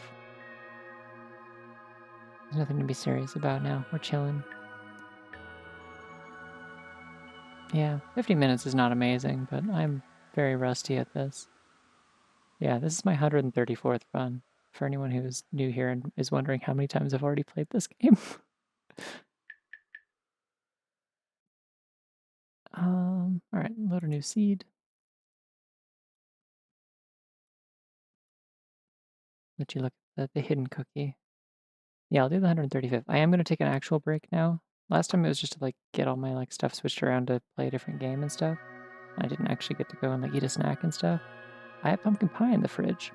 I'm gonna go eat a slice of that, and then I will be back. Um, yeah, I'll be back in like 5 or 10 minutes, depending on how long it takes me to eat a piece of pie. It might take longer than usual. For some reason, the crust on this pie that I got today is like really hard for some reason. It's not like stale. It's just way more like dense for some reason. So I don't know, but I'll do my best.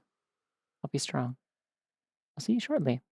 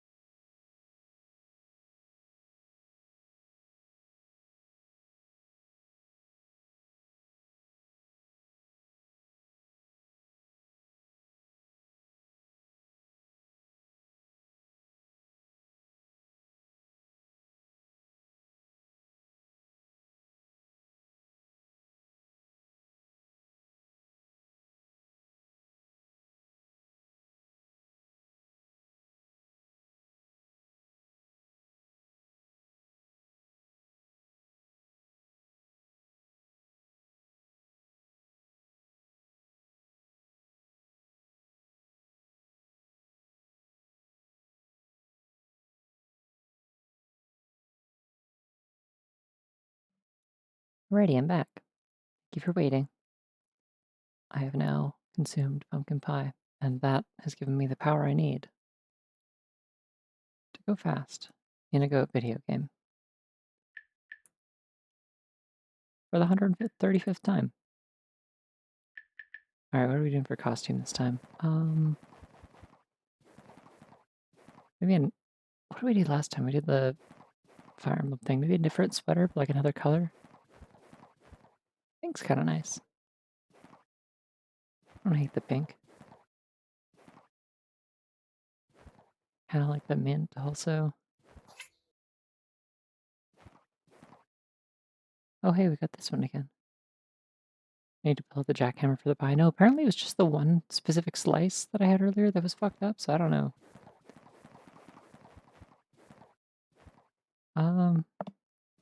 Well, I'm wearing a... Actually, no, wait, where's the light green? I like the light green. Let's do that. Okay, let me get comfortable. Maximum comfort is important for speed. Everyone's saying this, probably.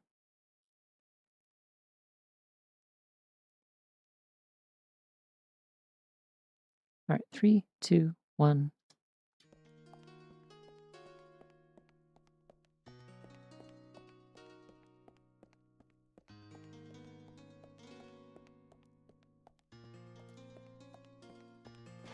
Ooh, I gotta get up there, but I don't want to go this way.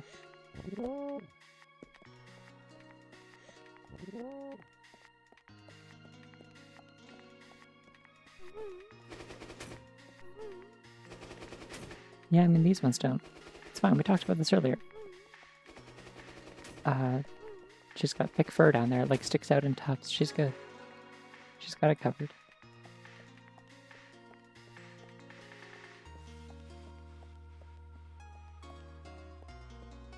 And, like, she's got like a sock and a half. It's fine. I don't know why I bothered summoning the sword there. That was a waste of time. I always do this instinctively. I just want the sword. I feel better having something in her hand, you know? Like a fidget toy. Like, if I also had a big cool tonfa, I would probably want to just like carry it around just because it feels cool, you know?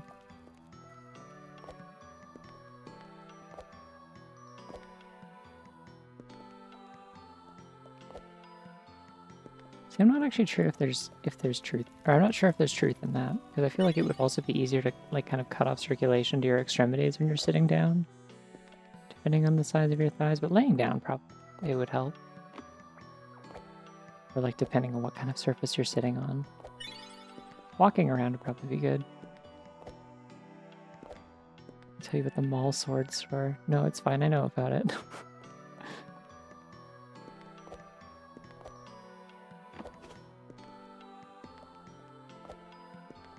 Earl Ace Attorney voice. I know about that.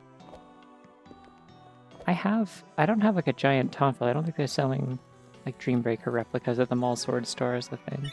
I do have I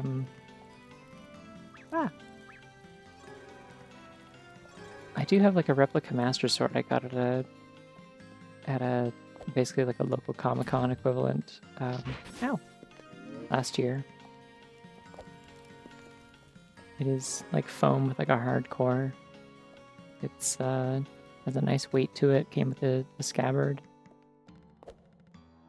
Like pretty good quality. I like scoured the whole convention, like Sellers Alley area for one that didn't suck and was like not like super like obviously bootleg in its like design. Because I can spot those a mile away. That's my special kind of autism power, is that I can recognize inaccuracies in in a Master Sword or a Hylian Shield replica from like a distance. It's very easy for me.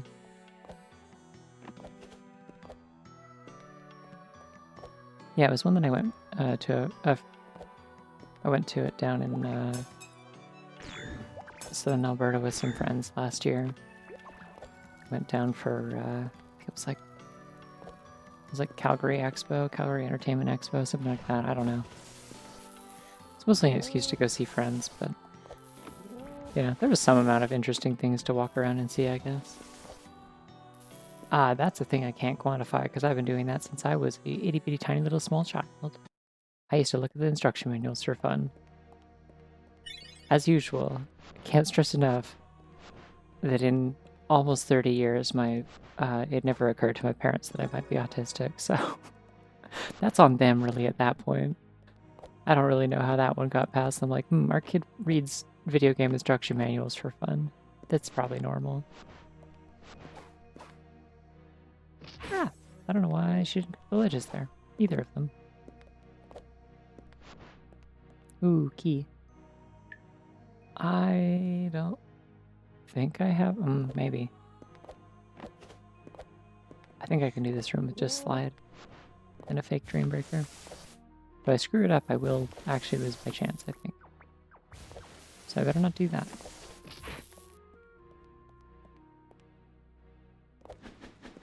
Oh no, I don't have kick. Okay, hold on. There we go. I can do that. I forgot about that. Stand at the right angle and it'll attack you.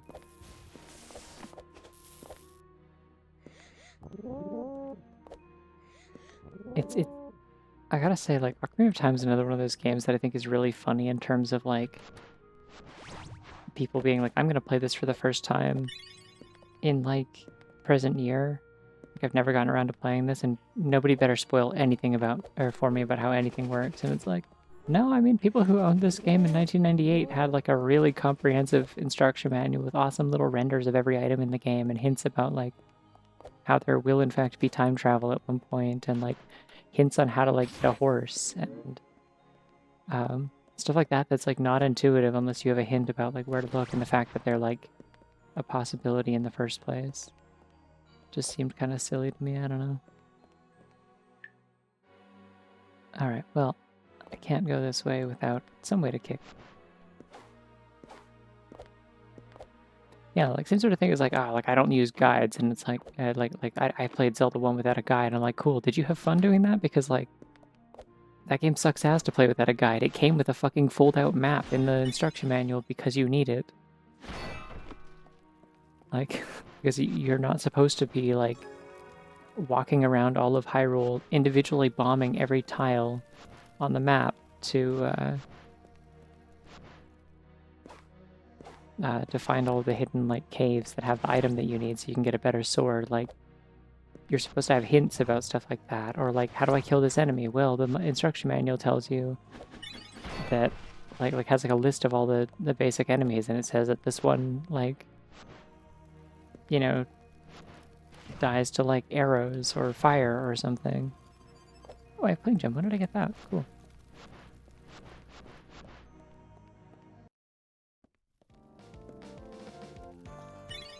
Oh, well, there we go. What kind of weapon are we giving her this time?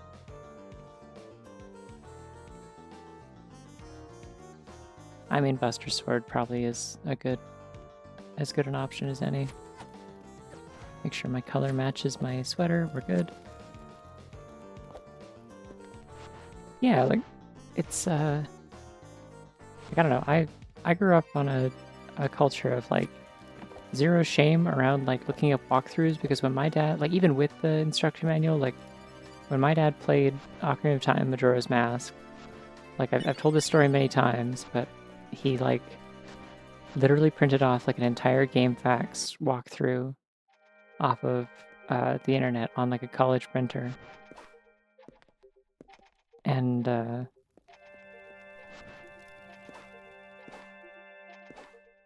this sweater in the dark looks kind of like having, like, glow-in-the-dark stickers that are, like, partially faded out. It looks like a health pickup. I don't need that. Because, yeah, it was like the late 90s. Those existed. Like, and, yeah, so he printed out all the, he printed out the guides to those games, like these huge stacks of paper that still stuck around in my house for ages until, like, they finally moved to another town.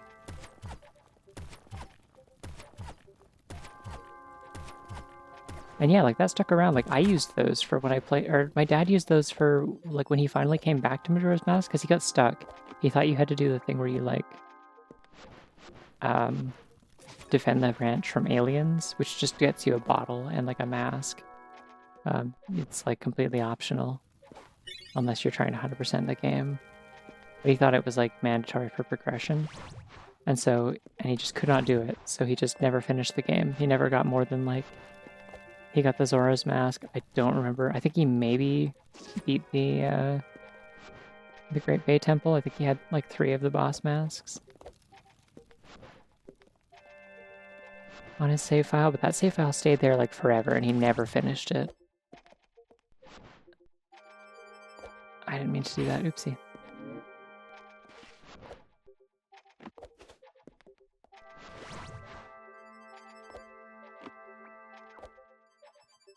And so he didn't play Majora's Mask again until we got it on Virtual Console on the Wii. At which point, I was like, hey, guess what? We still have the entire printed out guide that you printed out when I was a kid. Because at this point, this was like when I was in like middle school. Like mid to late middle school, I think. And I was like, we still have that entire guide you printed out. Let me go get it. And like sort it back into order because all the pages are kind of loose. And so we did, and so like, because that was what he did originally, was he printed them all out, and then my mom would sit next to him on the couch while he played Zelda, and help him like figure out the puzzles and stuff.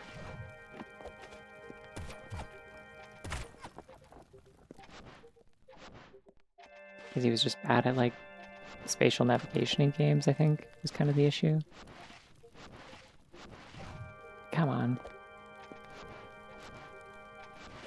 Girl, please, thank you. Glimpse the void. It's important.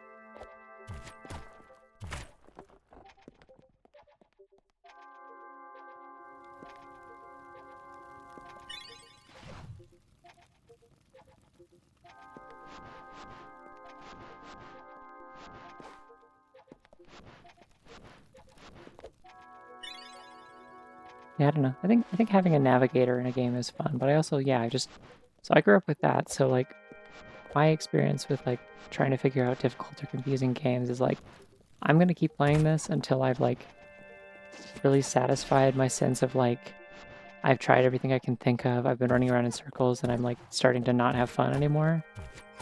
It's like I'm going to like, instead of wasting my time trying to prove something to nobody, I'm just going to like look up what I'm supposed to do to get me far enough to get me unstuck and then stop looking.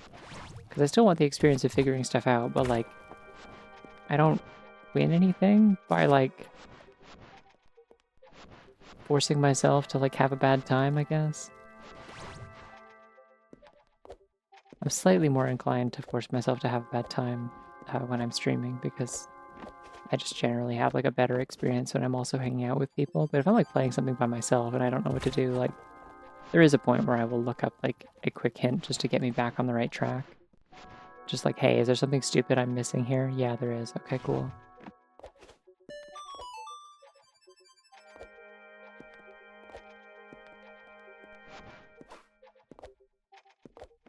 The thing that I hate is that now, if you want to find that kind of information, you have to like, it's all like video guides and listicles and shit. I'm like, come on.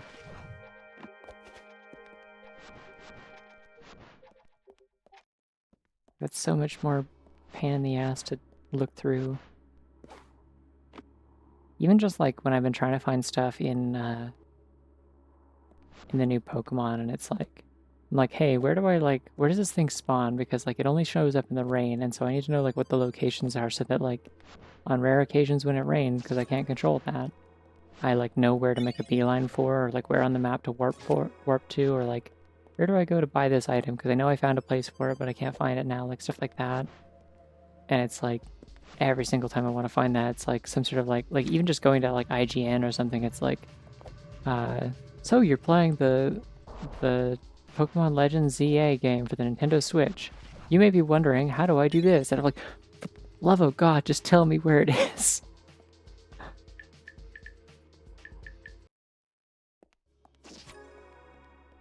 I don't need all this preamble. I don't need you to sell me on the concept of a game I already own. I know what Pokemon Legends ZA is. I purchased it with my dollars. I've been playing it for 40 hours at this point. Please just tell me where the fuck to get this mint. I just want to buy a mint and eat it. Yummalicious.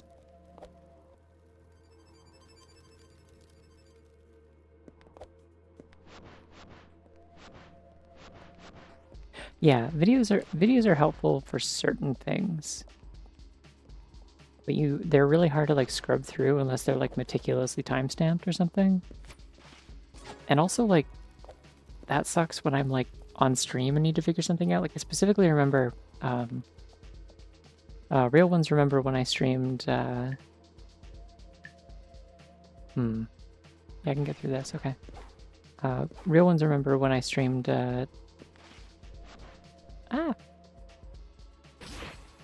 when I streamed Zelda the Sealed Palace, which was a ROM hack of Ocarina of Time. It was like very ambitious. It was like the length of a whole game. And like parts of it were really cool and inventive. And a lot of it was just kind of nonsense. And also it had 2 water temples. And both of them were the worst ever.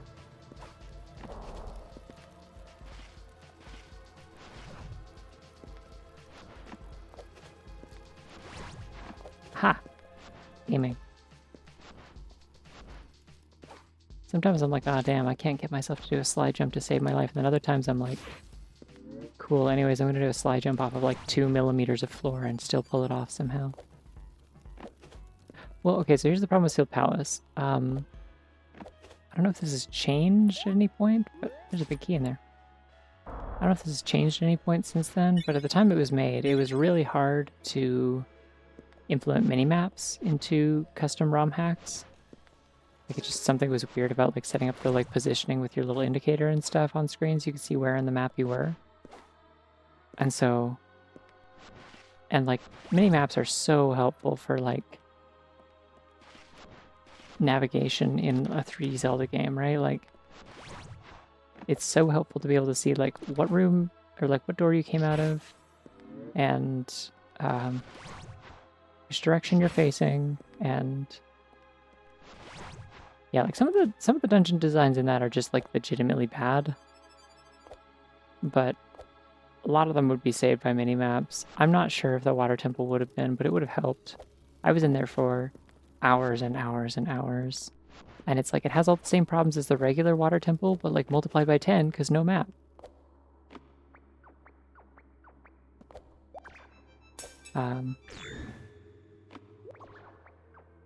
So yeah, there was like, it was like the secondary water temple, like kind of the mini one that's just for like getting like some kind of like item or something that you need to progress the game. There's like these 3 mini like elemental dungeons themed around the goddesses or whatever. Like you maybe need them to like get like the elemental arrows or something. I don't know. Oh, I was foolish and I jumped down. I didn't mean to do that. Okay, well. I don't think there's another item up there, and if there is, I can get it easier later.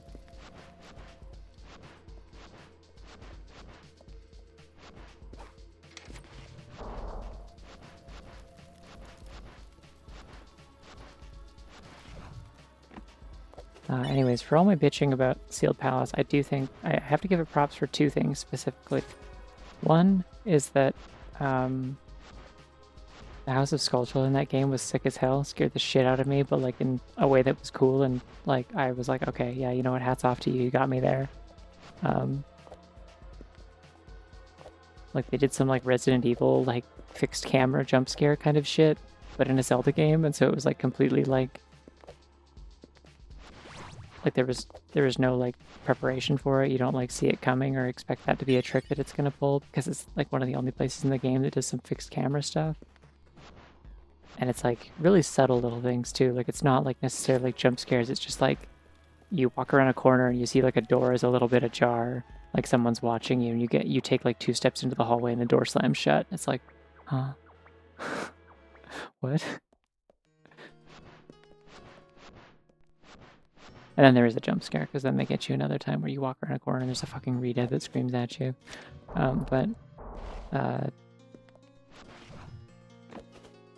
Yeah, I don't know. I don't think there was a lot that was like later in the game that was that you'd necessarily be missing out on. I remember being pretty fed up with it by the end.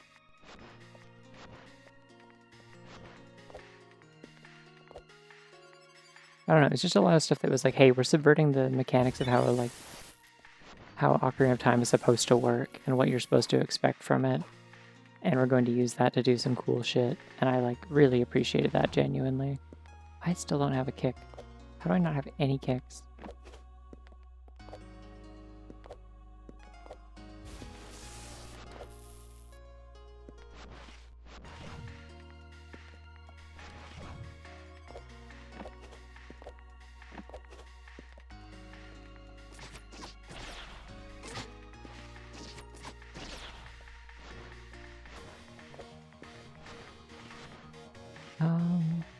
Yeah, I'm gonna get in there, sure. Why not?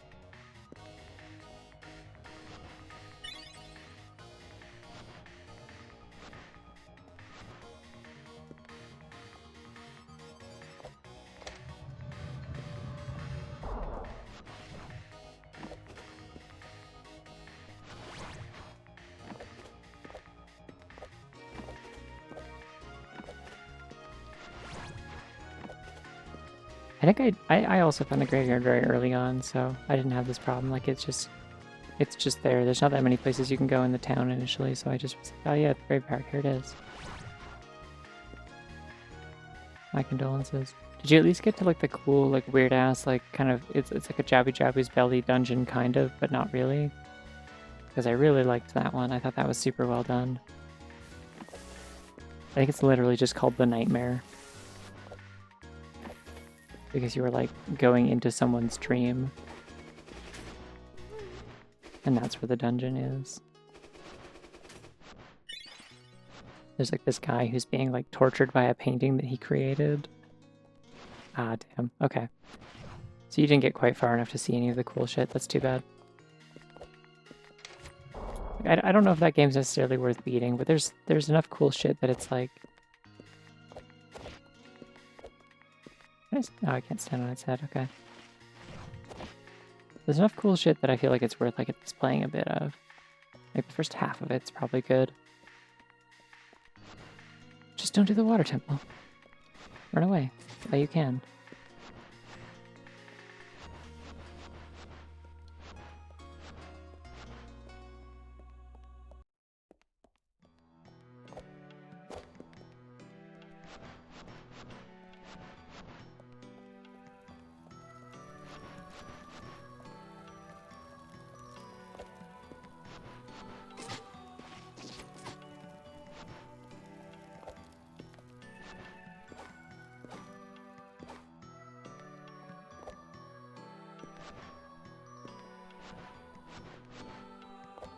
Yeah, that one had like the Nightmare Dungeon had like this whole thing. Like, so when you first walk into it, it's like you are walking into like an illusory kind of like this painting in the distance, and it just like keeps like kind of like it is kind of like the infinite staircase thing in Mario, where like it keeps like getting like the doorway's getting like further and further away from you, or it like stays far away from you, like you're not getting any closer as you're running forwards.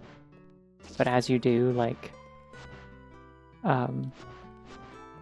the like your surroundings in the hall as you keep running closer are like shifting and warping into like a more like fucked up version of like at first it's this like ornate hallway, and then as you get through it, it like kind of shifts into the Jabu Jabu's belly, like, oh sick, like the kind of like flesh textures and stuff. And so then you're going through these two halves of this dungeon, like switching back and forth, where they're like kind of like mirrored versions of the dungeon, but one is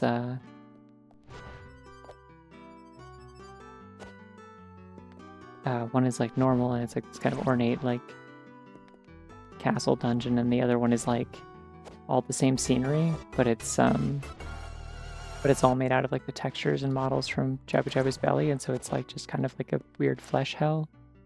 Oh my god, a goat! Hello, welcome.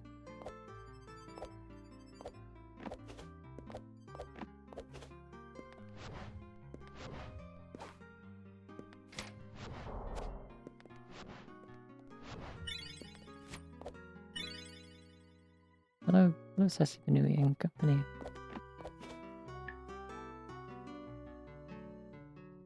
I have a lot more abilities than I thought I did. Let's go.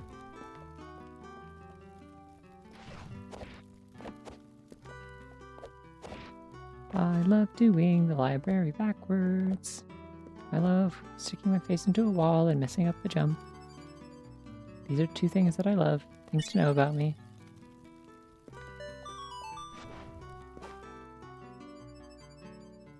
This is the real joy of randomized. I love doing areas backwards. Half the reason I play Ocarina of Time randomizer so much is because I just love the satisfaction of doing Dodongo's Cavern backwards.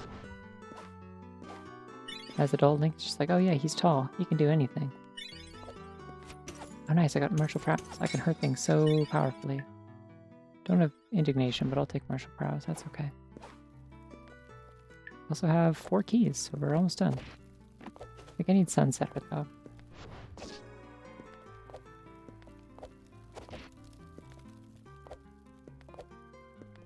Because I'm pretty sure I only have... Well, I guess I have Ascendant Light and... I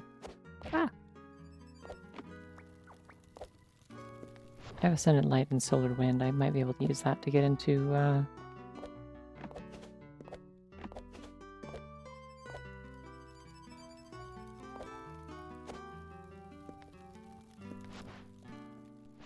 Get into tower and see if there's anything there, maybe. Check this room real quick, though. Feels unlikely that there'd be... Right, I don't have the backflip. Again, this is the problem with doing multiple runs in one night. So I forget what I have.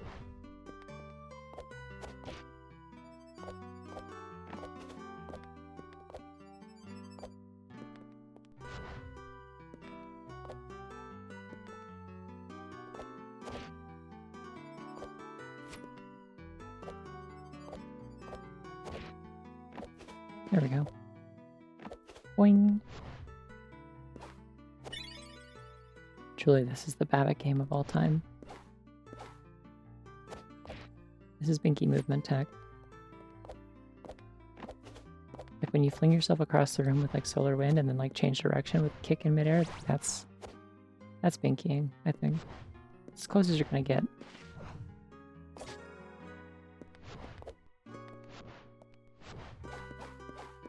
Also that. Up.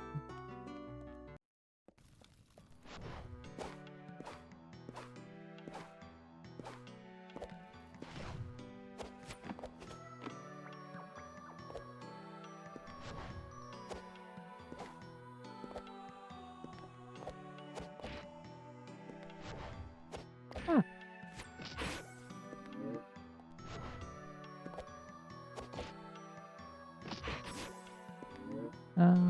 Come on.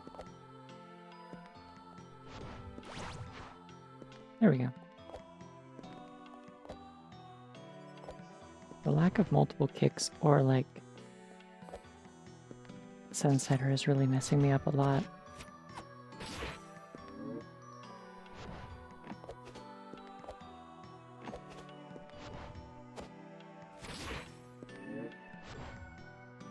Good thing I have all this health for some reason.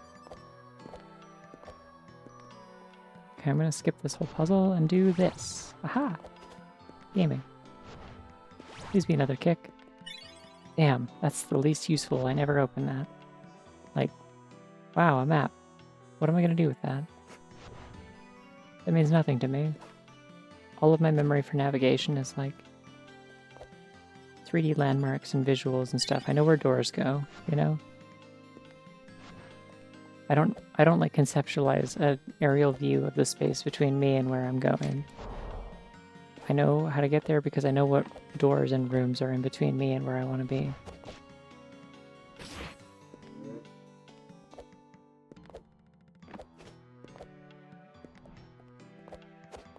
The Wabbit knows where she is because she knows where she isn't. Or something like that, I don't know.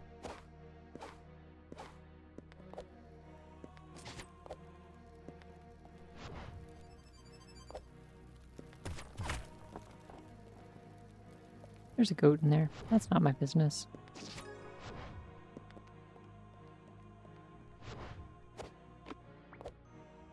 Oh, like an entrance randomizer?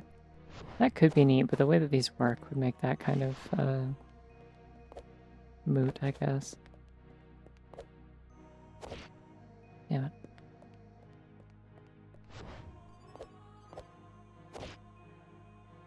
Really, none of that recovered? Okay. That's fine.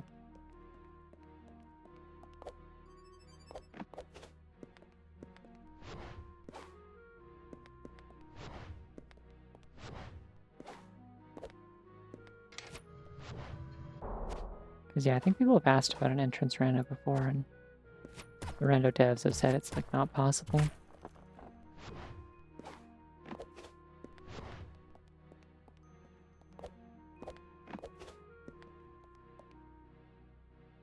Sure, fuck it. More health, why not?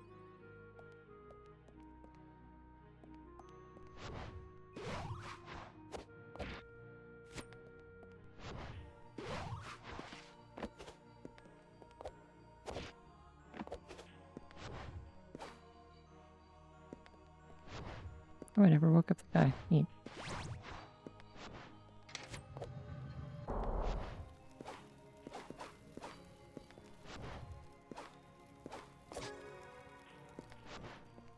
Thanks. I try. Let's see. It's going to perhaps be slightly trickier with solar wind, but...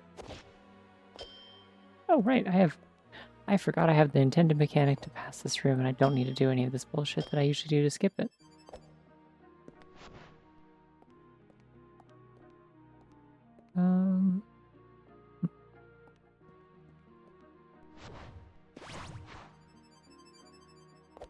Well, yeah, like most of the doors aren't. The yellow doors are.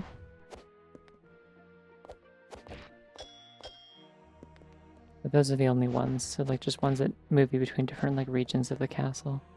Like all these blue doors are just like fog walls basically.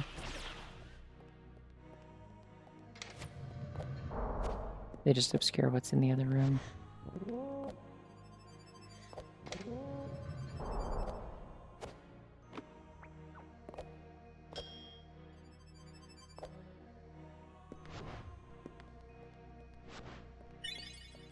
Hey, finally another kick.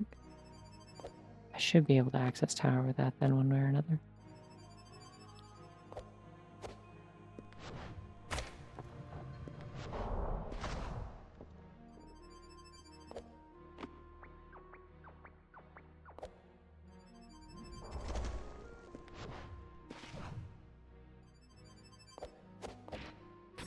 Yeah, the ball that kills you. I forgot about those. It's been a while since I ate one of those. There aren't very many of them. It's kind of just that one hallway now that I think about it. Here's just like a room full of guys you can hurt if you want.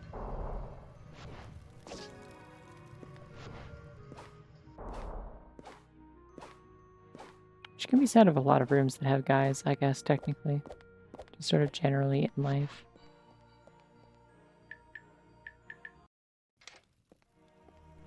Room full of eggs to crack.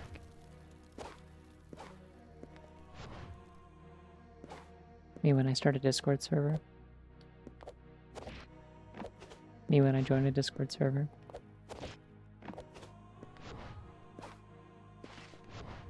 This is a joke, just to be clear.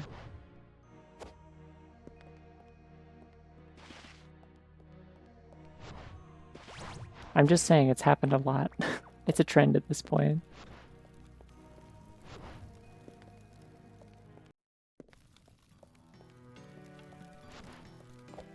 If I had $1 for every time that someone has come up to me online, or even in person actually now that I've been to a furry con, and told me that I was in some way responsible for them figuring out that they were transgender, I wouldn't be able to purchase a AAA video game, but I could get pretty damn close, I'm pretty sure at this point.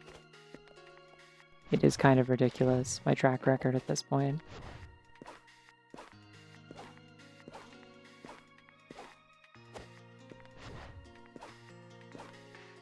Like between Discord servers and posting art, and hey, that's an ability up there. And Twitch, and... yeah, I mean, lots of people are already, like, lots of people are already trans when they come across my, like, streams or my art or whatever, but, like,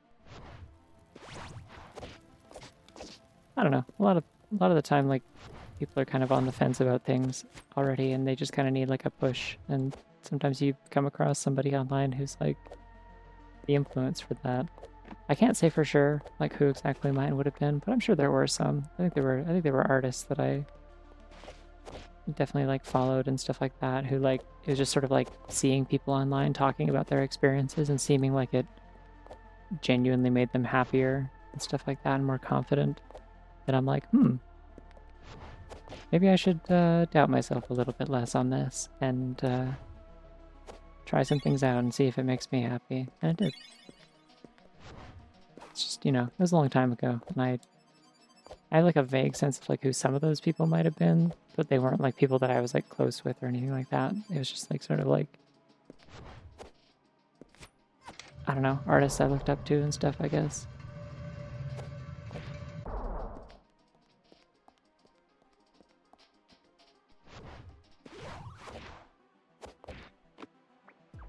That is really funny.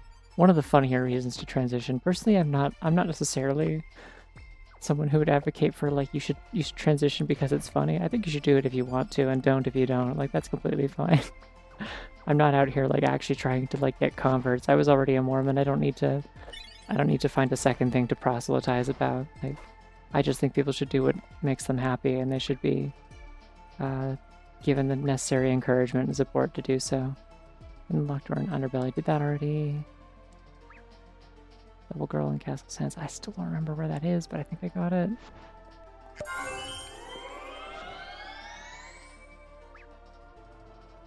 Remember the lever on each side and sense a keep.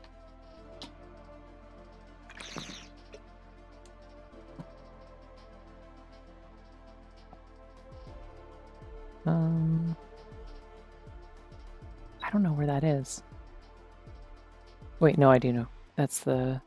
Yeah, so this is the one I don't have, I think. The note next to the egg nest. No, I did that. What am I... So it is the Bubble Girl one. Where is that in the castle? I'm trying to think.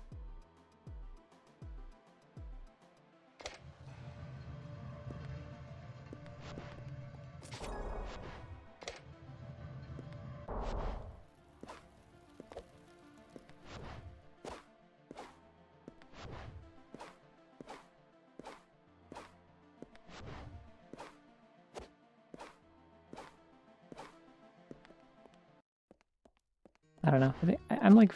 I'm very... Like, I know there's a lot of discourse about, like people call it, like, egg discourse or whatever. Like, the idea of, like, trying to, like, pressure people into transitioning or whatever because you think you know better than them. And that, like... I don't know. I think some people benefit from that. Some people need that push, and it is, like... does end up being, like, what they need, but they just are very, like... they get cold feet and, like... But I don't think that's something necessarily should be like encouraged as like a behavior to do. I don't think you should treat people like that as like projects in that way. It feels very condescending. And like the thing that I'm worried about is that like, I don't know, I feel like I've encountered people who like, it's like, hey, the way that you talk about things on a regular basis and the things that you're unhappy about yourself are like not normal things for a cis person to be upset about. This is actually very abnormal, the things that you're upset about and the way that you talk about, like the things you're describing are, like, 100% definitely gender dysphoria and things like that. Like, maybe you really should give, like, some more thought to this, but, like, I don't know. If somebody's been, like, talked down to too much about shit like that, people have talked over them and, like, presumed to know better for them, and at a certain point I feel like they're, like, more resistant to, like, listening to those instincts on their own because they don't want to prove people right. Like, when people have been condescending and shitty to them like that about that, like, infantilize their self-expression, it's like, the last thing they want to do is be like, but they were onto something though, I have to hand it to them. Like, nobody wants to be in that position. It's like, I don't want to make someone feel like they're like, giving me control over them, I guess, by doing that for themselves. There's the Bubble Girl one. Okay, that's why, because it's the room with the bubbles. I'm in go mode now. Doop.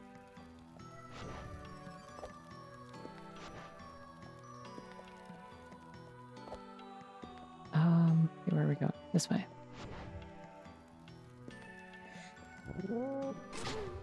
Like, I don't know. I guess it's one thing between like bringing it up, like, have you considered this? Do you want to talk about it? And creating a space for that versus like, yeah, talking over someone and like insisting that you know better than them to their face kind of thing. Like, at a certain point, that's not showing concern. It's just rude and obnoxious. And it does kind of feel like you have like an agenda to convert people. And it's like, I don't know, because I feel that sort of like, I don't want to prove someone right. I don't want to give someone ownership over my experience by being the one who like gets to take credit for like, oh, I told her to do this. Because like I've kind of had that. It was part of the process of how I ended up with the name I ended up with, which is not Taffy, obviously, like my actual like legal name. Because like the one that I ended up with is similar, but not quite the same as one that I went by for about 6 months back in 2019.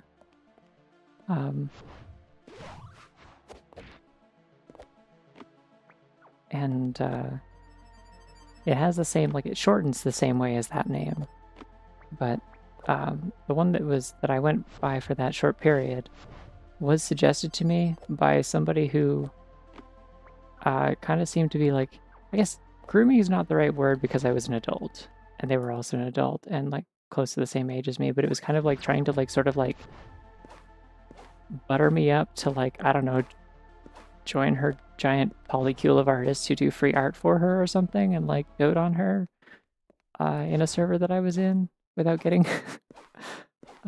too into it. That might be getting too into it already, who knows. Also, yeah, if you don't see the boss, you can look away again. I will just keep talking and then let you know when it's done.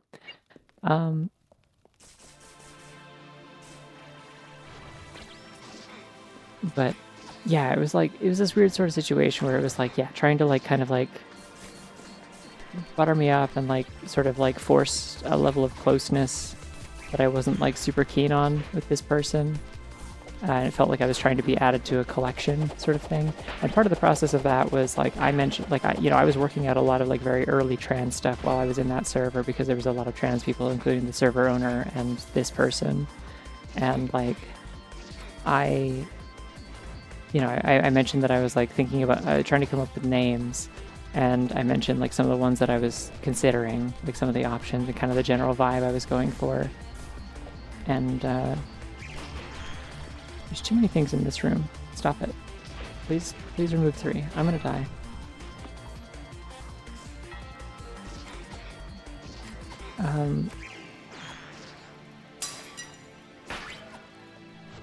And yeah, so I mentioned that I was considering a couple of them, and then one of the ones I suggested was the one that I ended up going with that I now have as my legal name, like years later. And this girl, she suggested another one that was like similar to that, and she's like, and it would like abbreviate the same way. I've died. Willow, yes, you do know what I'm talking about. This is the roommate. Not my roommate, but yours. Anyways, yeah, so anyway, so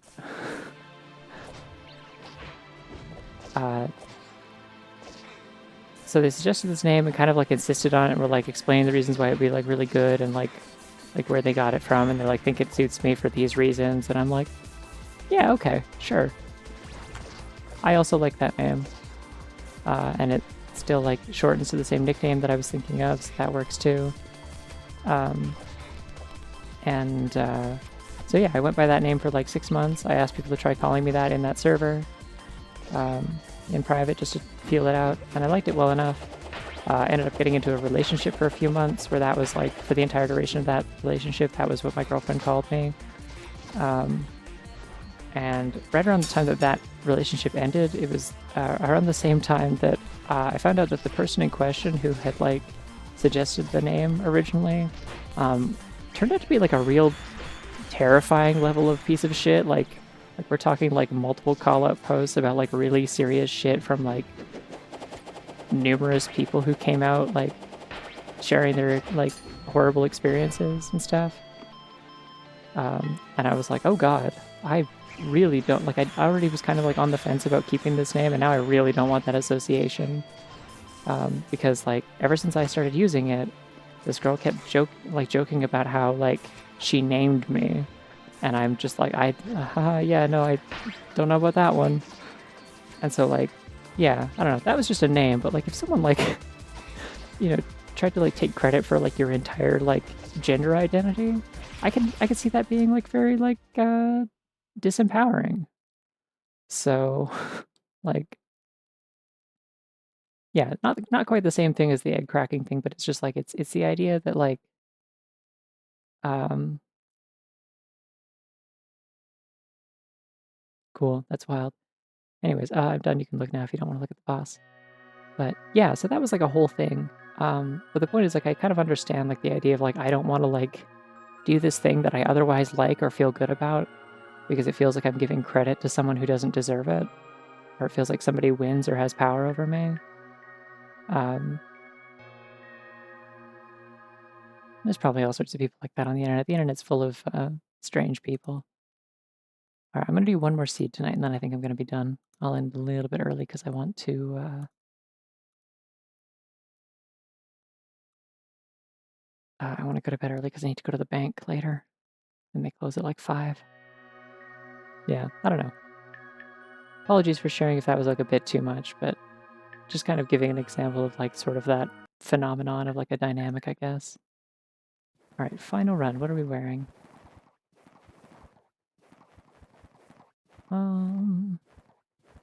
Maybe not another sweater this time. I could wear the cool receptionist outfit. I do love the receptionist outfit. We're doing it. Okay, 3, 2, 1. Oh, the underbelly. That's where you rub a cat when it licks you, but don't if it doesn't, or else.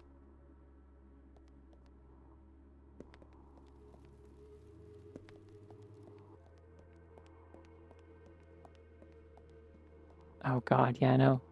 That's one of those huge no-nos, is like if someone like has not expressed to you that they like are trans or want to be like referred to with different pronouns or whatever, like you do not just like start doing it if they have not asked you to try doing that. Like that's always super weird. Like, sorry, nope, that is still just misgendering. Whether you... Why is my weapon invisible? That's weird. Well, it's there. It's just invisible.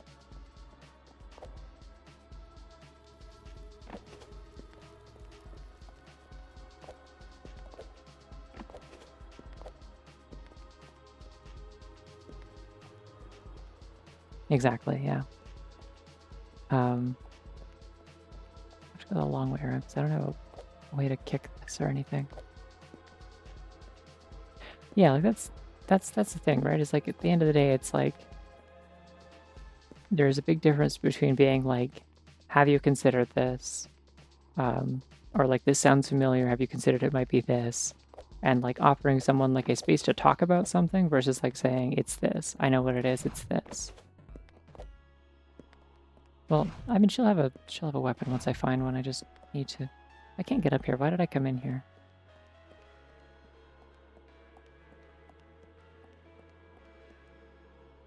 If you think someone might be trans, consider them giving riddles. Perhaps 3. 3 of them. I mean, that is kind of real, though. Not literally riddles, but like, yeah, like stimulate their critical thinking skills. Like that's kind of what I mean by like talking through stuff with people, is like kind of like, it's like, okay, like, you know, do you feel like this sometimes? Why do you think that is? You know, how do you feel about this? What do you think would help with this? And stuff like that. Because like, I don't know, sometimes maybe the outcome is that they like will figure something like that out. Maybe the outcome will be that they figure out some other solution. Maybe they find out that they have like a Like maybe it'd be helpful for them to like get like some kind of like mental health diagnosis or something. Like there's lots of different things that can be going on. Brains are soup. There's a lot of stuff in there.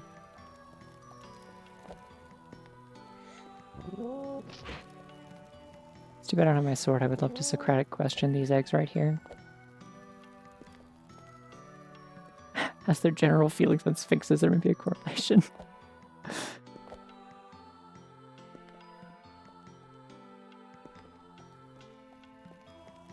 Because yeah, I don't know. Like, there's also a lot of like, there's a lot of steps in between, like, or like steps and like zones and places you can occupy in between like a cis and trans experience that like, you know, like maybe they're like a fully cis person, but they want to like just try like painting their nails. Maybe they want to just like be more like expressive about themselves in general, and that's their frustration. It's like they're totally cool with their gender, but they just want to like branch out more and be like a more like, I guess like they're worried that they're not an interesting enough person and stuff like that. Like I've run into people who feel like that before, and it's like there's ways to solve that without like changing your pronouns or whatever, you know? So that's why it's like helpful to talk about it, I guess. Okay, I have a kick and I have a cling, and I have an invisible sword that I can kick. I can't see it.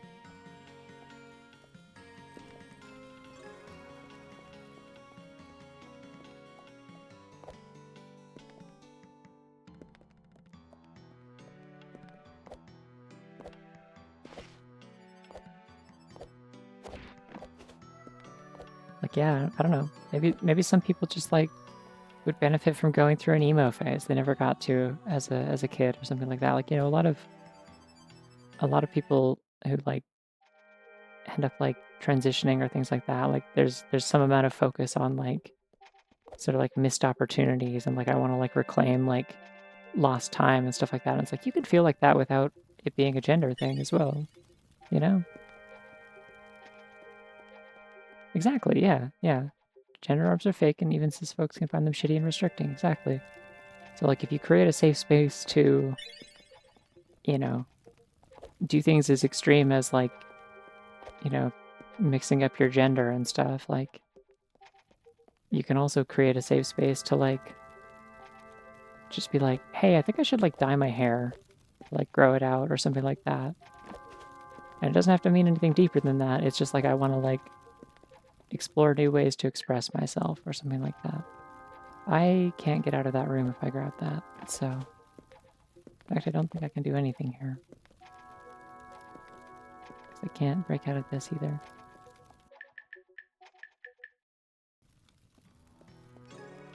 Was there anything in that? There was just a key, right? And then...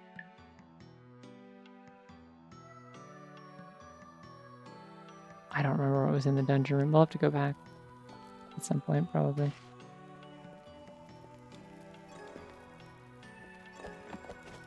Really wish I could see when I have the weapon in my hand other than the animation that she's doing.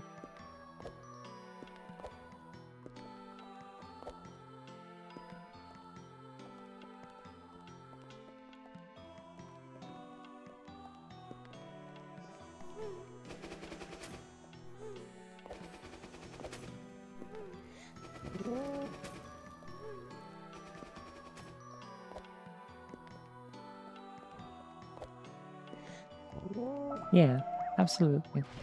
I mean, hell, even like figuring out you want to transition doesn't like solve all that stuff. Like figuring out how you want to like express yourself and how you want people to perceive you is still like a separate question a lot of the time. It doesn't like, it's not a one and done like, cool, you are a girl now. Here's the list of things, like the checklist of things to do to be girl. Like that still doesn't really work, and you're gonna find yourself very frustrated and confused trying to do that. Why am I... My, like, jump effects are still red. That's weird. That doesn't normally happen. Why is it carrying over my stuff from another save file? Yeah, you have to fit in a box, but nobody will agree what it's shaped like. Exactly, yeah.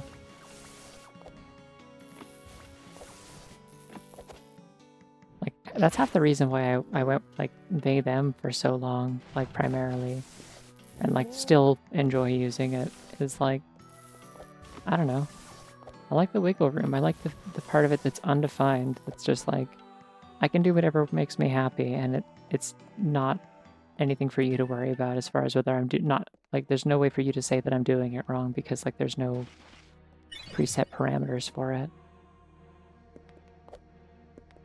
Which, again, then it was like, cool, like, this will accompany me doing simple basic things like growing my hair out a bit or painting my nails or stuff like that. Like, experimental stuff that, like, doesn't necessarily mean anything, you know?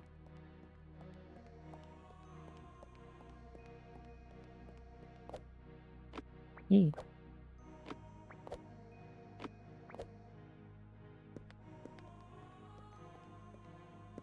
I like knowing a lot of people who use idiots. Like, I don't think it fits me, but having had like more and more friends over time who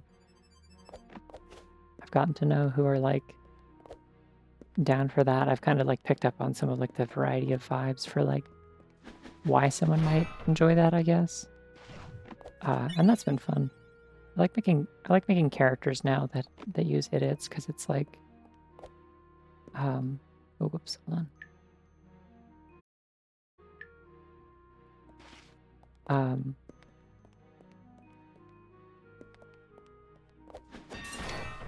Yeah, I like being able to make characters that use that because it's like I kind of like I can now look at a character and be like, yeah, you seem like someone who would be down for this particular sort of vibe. This feels like something that you would like get euphoria out of.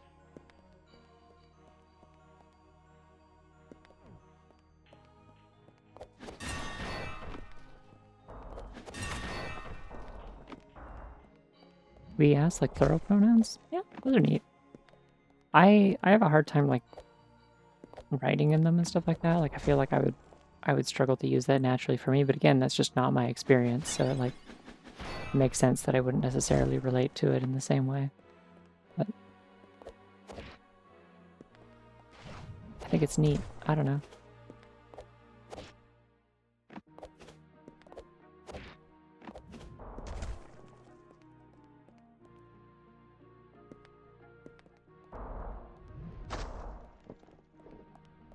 I think the important thing is that it just like means something to you, you know? Like you can leave it for other people to figure out. It's just like, does this mean something to me? What am I trying to say to people? And what am I trying to express about myself? How does this make me feel? And like, as long as you can answer those questions yourself, like other people don't need to answer them. They just need to be willing to like accommodate you and be chill. You know? Come on, do the parallel kick, please. Girl, please.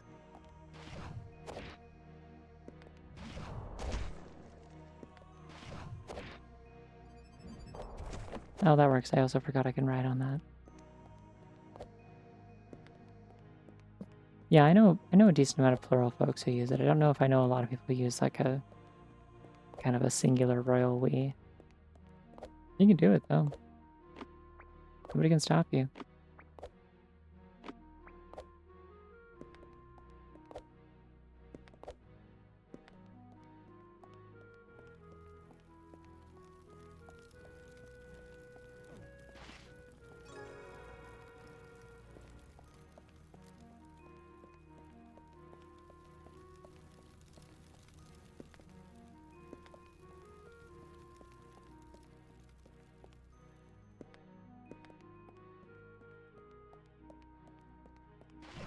Yeah, that's the thing. It's like when I first heard about like people using like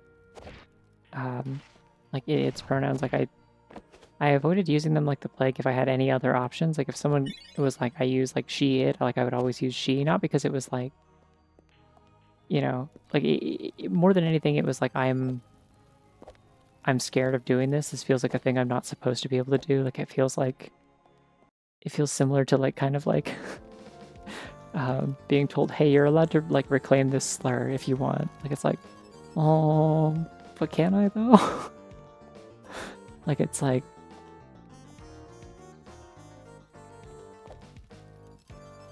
yeah, it was like in my experience, it had only ever been used as like a way to like degrade people, right? Like it was used against people's will, and I had to kind of get used to the idea that like, okay, but like if someone chooses this, that's different. It's a completely different thing. It's not like I'm like degrading them or like, you know, dehumanizing them, and maybe like not being referred to in more like typical human terms is what they want in some cases as well. So it's like,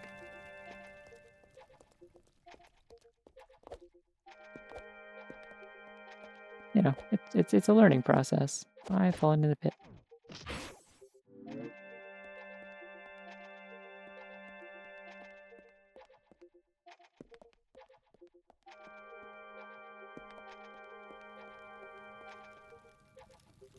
Exactly.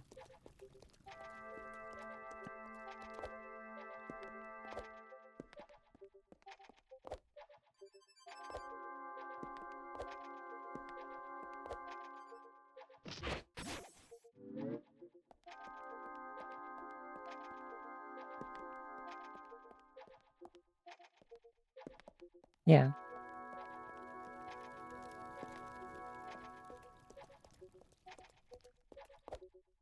But like again, it's like if somebody says like, "Hey, these are the things I would like to be called," then like, you know, you can kind of get past that concern and just kind of. I can't go through there's a wall I have to break here, so this is pointless. Hold on.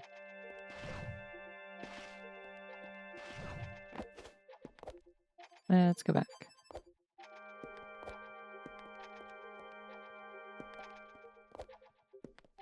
I don't know. Like an example of like when I'm saying like I feel like I've been more like comfortable now that I've known like a bunch of people who use its pronouns in various ways and for various reasons and stuff like that. I've gotten more comfortable like thinking about like, you know, characters that might, you know, enjoy identifying that way. Is like, so I still haven't made like proper like official like ref sheets for Penny and Cherie, right? Like the Spinda and the Sneasel OCs from Mystery Dungeon. That I got very, very attached to and normal about. And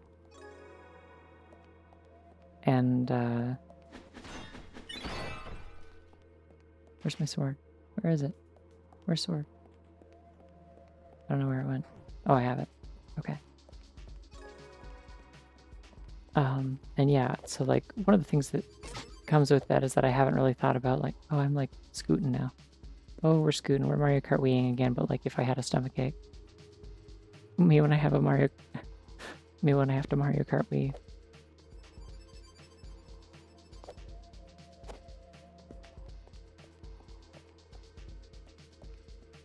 Yeah, I was thinking about like, I feel like Penny would be like equally comfortable using like she, her, it, its. Because she's like, you know, literally like formerly human, right? And I think like part of coming to terms with that, I feel like there's a degree to which she'd get like some sort of satisfaction of out of like sense that like, you know, like because with any sort of like residual like memories or like tendencies from being a human, it's like one of the things is that humans frequently refer to Pokemon as like it, regardless of gender. That's just like a thing. Is it like in addition to whether it's like a boy or a girl or whatever else, it is also the type of creature that it is. And so in like Pokemon games where you have trainers and stuff, like they always refer to like regardless of what the gender of your Pikachu is, it's also like it used Thundershock. And meanwhile in like the Mystery Dungeon world, like there's a lot more like gendered pronouns being used a lot of the time because it's a lot more personal. You know, when you meet like a god or something in Mystery Dungeon, it's like that's just another type of guy. That's like somebody you can meet, you know? And oh wait, actually I think I can make this hit if I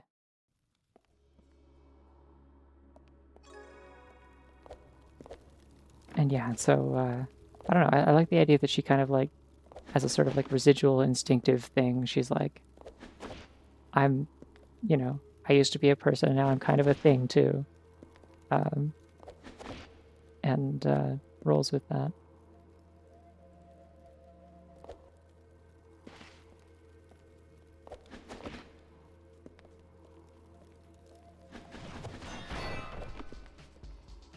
terms with that. Alright, whatever, I'm getting out of here. I don't want to hit this switch that badly. I guess I could probably just get to this with this? I don't really have any other moves that would help me here, so this doesn't matter. I don't even know why I'm trying. I'm in the wall.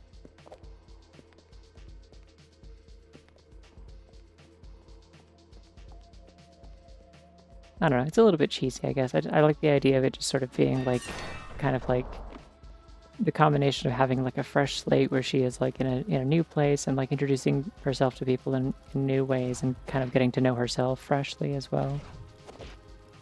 That like, yeah, it comes as like sort of a form of acceptance of both like, of like all kinds of facets of its gender, but I don't know. I don't know what the hell I'm supposed to do with these characters now that I'm no longer playing that game, so I just rotate them in my head a lot.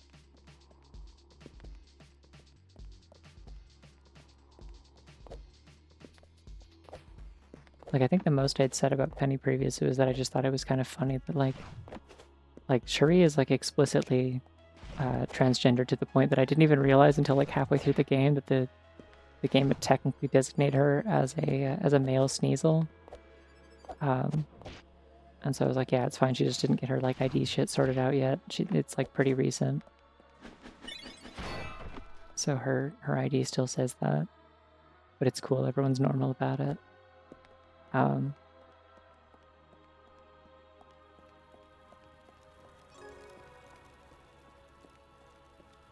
Going to college and going to Pokemon Mystery Dungeon is the same thing for trying out new pronouns. Yeah. I went to college just a little bit too early. Otherwise that would have been perfect.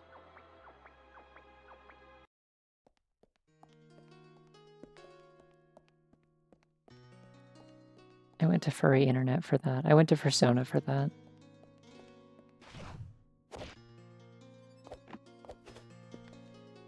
I really just don't have any attacks. This is so annoying.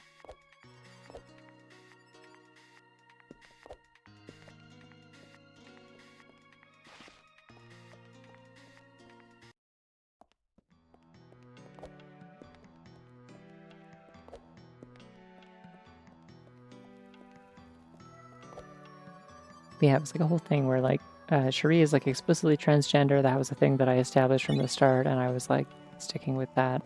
But Penny's kind of like an enigma in so many different ways because she is like an amnesiac main character kind of thing.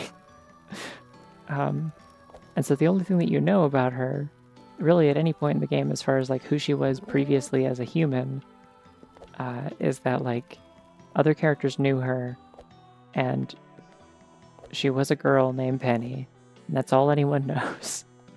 And so like whether or not she was like cis or trans before, who knows? Wasn't anyone's business, and most of the people who would know are dead or in another timeline.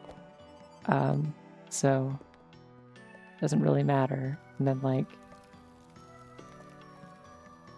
you know, now she has been turned into a Pokemon and also like lost most of her memory, and like it's just kind of like, yeah, I don't know, blank slate, do whatever at this point, doesn't really matter.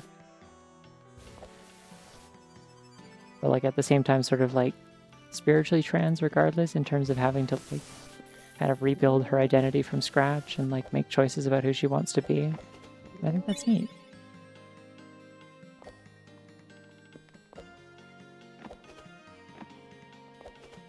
It's cool how Explorers of Sky is the only Mystery Dungeon game. At least the only one that ever did it like that. Like the only one that ever like just kind of got it that way. Between the main characters, like, you know, identity crisis stuff actually being like compelling and like worked into the story properly, and like the where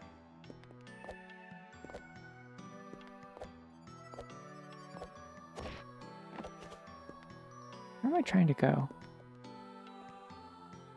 And like the partner character actually like mattering in a way that isn't like excessive, like excessively like ridiculous, like it kind of is in well, if you know how Super ends, Not like that.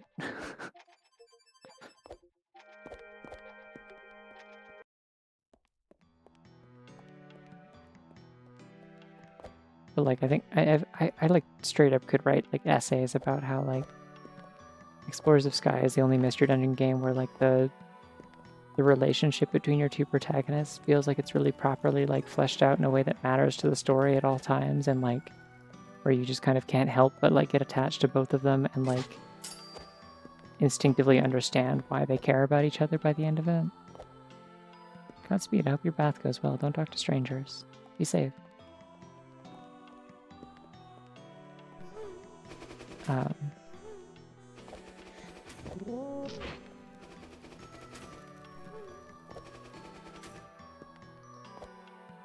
don't know where I'm trying to go right now. I'm a little befuddled.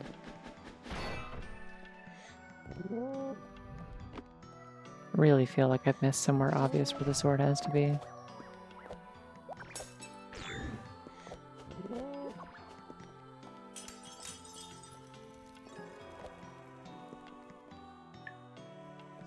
I do have kicks and wall cling, so I can do this. There we go. Yeah. The little broom. They're very good. Fun fact, their name is Lil Jerry. That is the canonical name of those, according to the person who designed the enemies.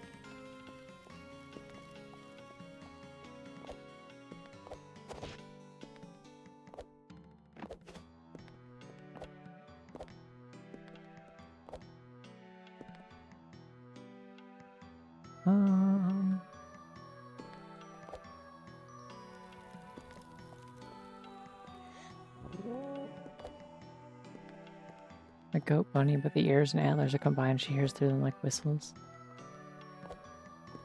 Yeah, you could probably make a creature like that. Okay, I have kicks. I have access to the Dreambreaker. Let's go to the library. It's time to learn. Let's get to learning.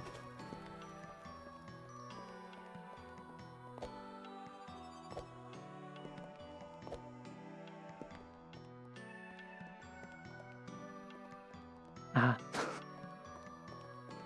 Congrats on being a penny. For a second there, before the second message, I was confused and it was like the coin? Did I say something that makes sense for a coin? I understand now.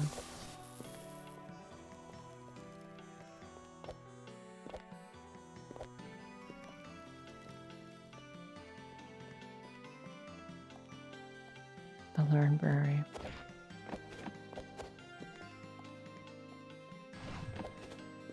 Ooh, girl, you Frenched out.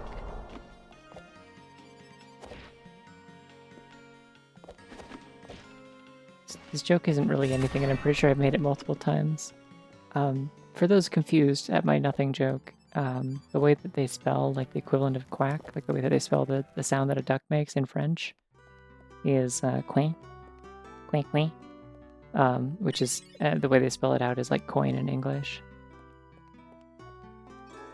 It's cute, I do like it. Can never be confused at a girl's nothing. Oh, I have powers. Never underestimate me. Never underestimate my nothing. Hashtag my nothing. Hell yeah. Yeah, people kept asking like if there was like a particular like, oh, did you name Penny after like this character or this or whatever, or this person? And I'm like, no. I was just thinking of names that I liked, and I was thinking about names that were like good plays on like Spinda and Spin and stuff like that, or also Bunny. And it was like, okay, so like Spin and Bunny, imagine Spinny, and then also, then it's just, you just take the S off and changed it a little bit, and it's Benny. It's Benny. Get it? It's Penny.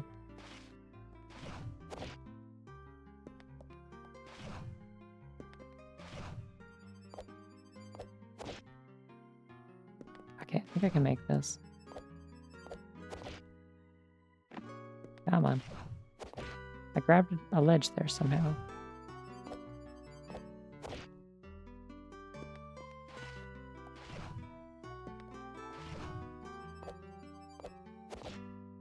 I'm scared of what 200 pennies could accomplish, actually. I don't know if we should name her Tui or Toonie. Tui's a different thing.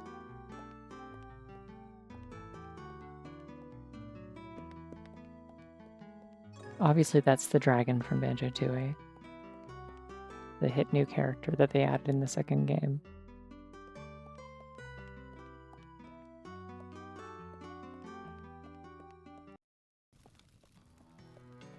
I am like so turned around. I don't know where I'm supposed to be going. I feel like I've missed something very obvious. Maybe it's this way.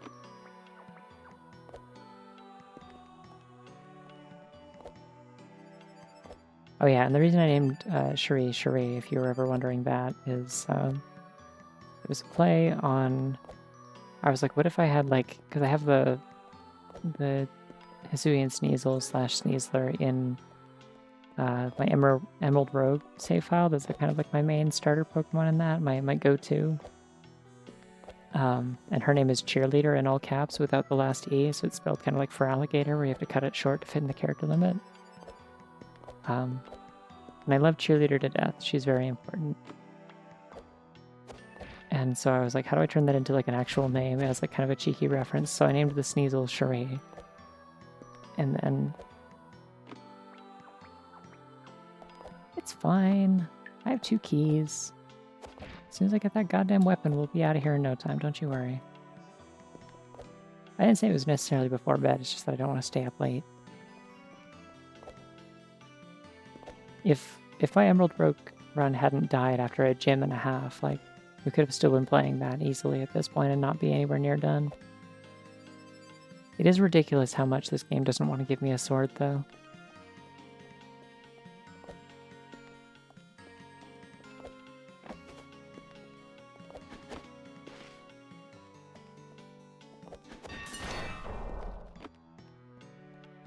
But yeah, so Cherie is just named Cheerleader, which in turn was a joke about that one Sneasler video where the lady's talking about here I am, just like, you know, why don't you climb the mountain? And comes this like this adult woman, this cheerleader, pop star, like just keeps like rattling off all these like various like descriptions of Sneasler, and it just cracks me up. It's really good.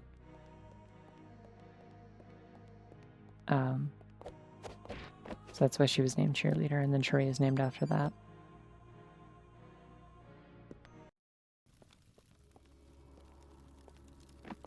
I can't do anything in this room, I don't think.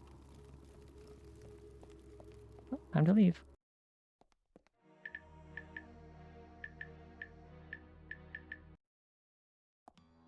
That's not where I thought I saved. Okay. Well, we're here now.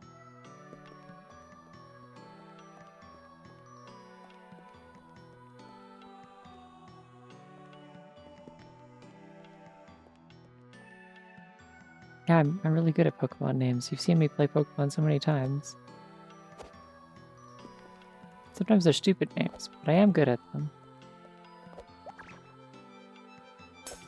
I probably have to go to the theater, don't I?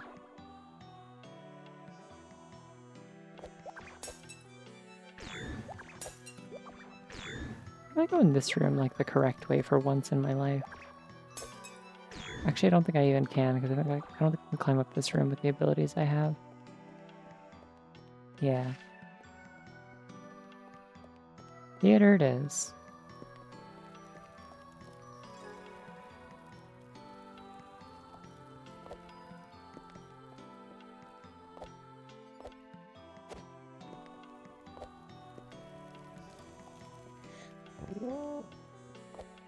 I think I'm just off my game a little bit tonight. These are all like not especially quick runs anyway. And my Tepeg the pig. I mean, hey, if it's any consolation, this is a skill you can develop over time. Like, this was a learned thing. No.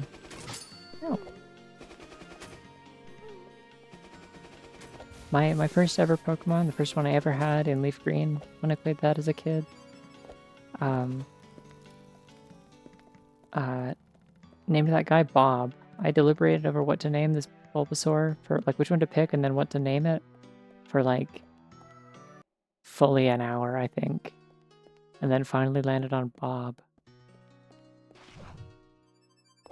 So, yeah, Bobasaur, that was as good as I was gonna get.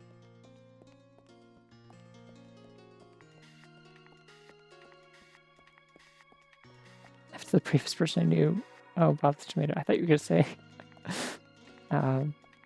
Bloppy Bob, the first of the 3 lanterns. Oh. Well, I bet that's important. Yeah, I'm like pretty good at bouncing back and forth between names that are stupid and names that are really good. Like, if anything, giving a Pokemon a normal name is like often like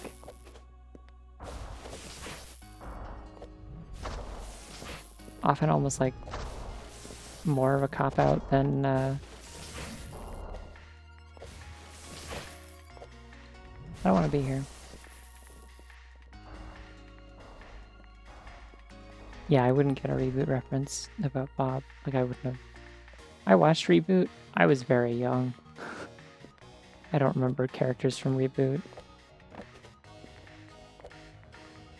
Or at the very least, if I heard their names, it wouldn't be the first thing I thought of.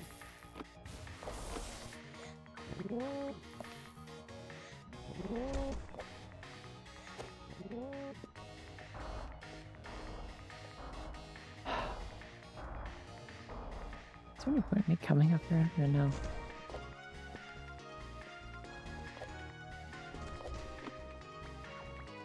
Yeah, no, Willow, I was implying that there was like a time paradox thing going on here.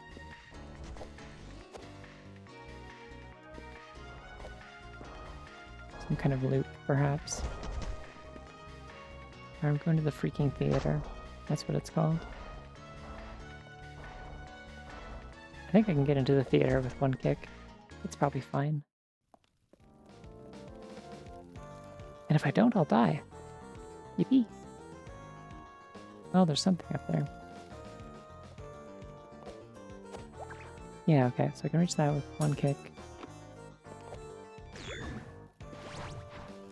Do that, and then if I angle myself into this wall, there we go. I can do anything. Gaming.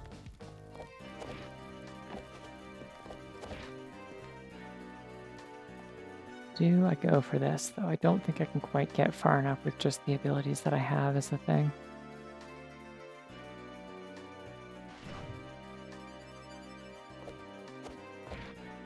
Never mind, I lied. There's Slide.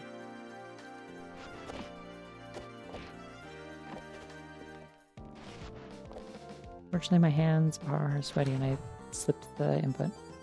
Oopsie. That is huge, though. Slide does get me things.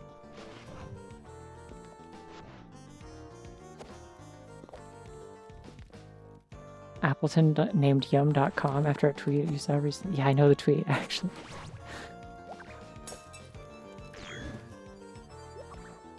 I think it's one of those tweets where it's like I met someone recently that does this like annoying thing, and everyone I knew who like saw that tweet was like, "No, that's awesome. Your friend's cool."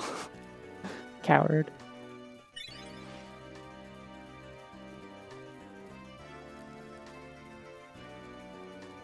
It's like I was listening to I think it was my brother and me like live show episode recently, where they had somebody like asking a question. Oh, thank God. Sword.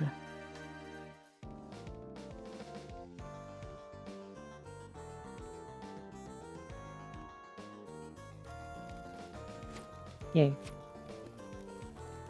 Yeah, they had somebody asking a question who's like, they work at a gas station and like convenience store, and they're like, somebody keeps coming into the place and asking for $20 delicious of gas. And how do I make him stop? And I'm just sitting here like, I don't know, I think this person's living with whimsy in their heart and you should like chill a little bit. They sound cool, I don't know.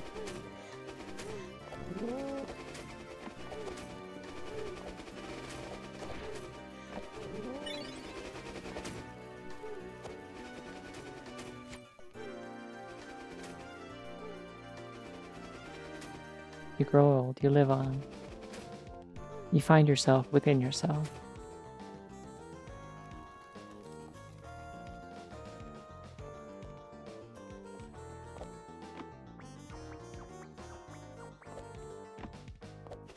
You give them 20 delicious dollars of gas. Yeah, I mean, further elaboration was that it was like a person had come into the store multiple times doing this. And like in a way where it was like very clearly like trying to get a reaction. And it was like getting kind of obnoxious. But the initial thing was just like, I don't know, that's funny. Have you considered finding it funny? This doesn't sound like a problem that needs to be solved. It sounds awesome. It sounds like this guy's living deliciously. But on a budget of $20.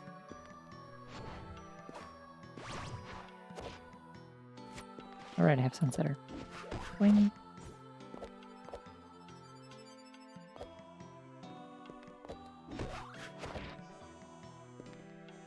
The good news, Val, is that you're not going to get spoiled on like most of how this game works by watching me play this, because I play it wrong on purpose. Yeah, no, like once it was like, oh, I'm trying to be quirky and get a reaction out of people. Like I don't just want my $20 of gas. I want attention. It's like, okay. No, that is annoying.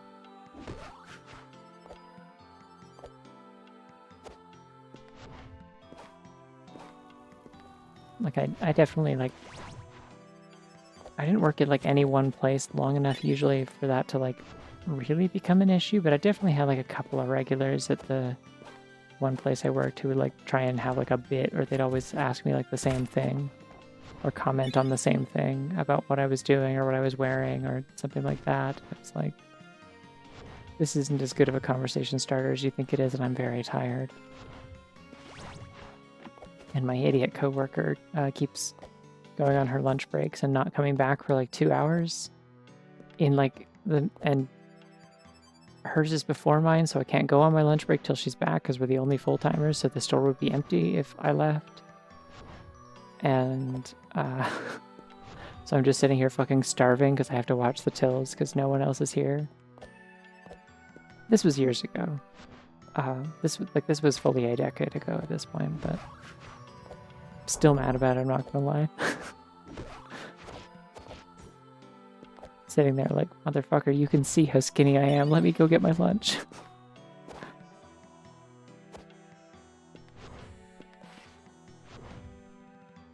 Alright, I got Ascendant Light. That's something. I can do things with that.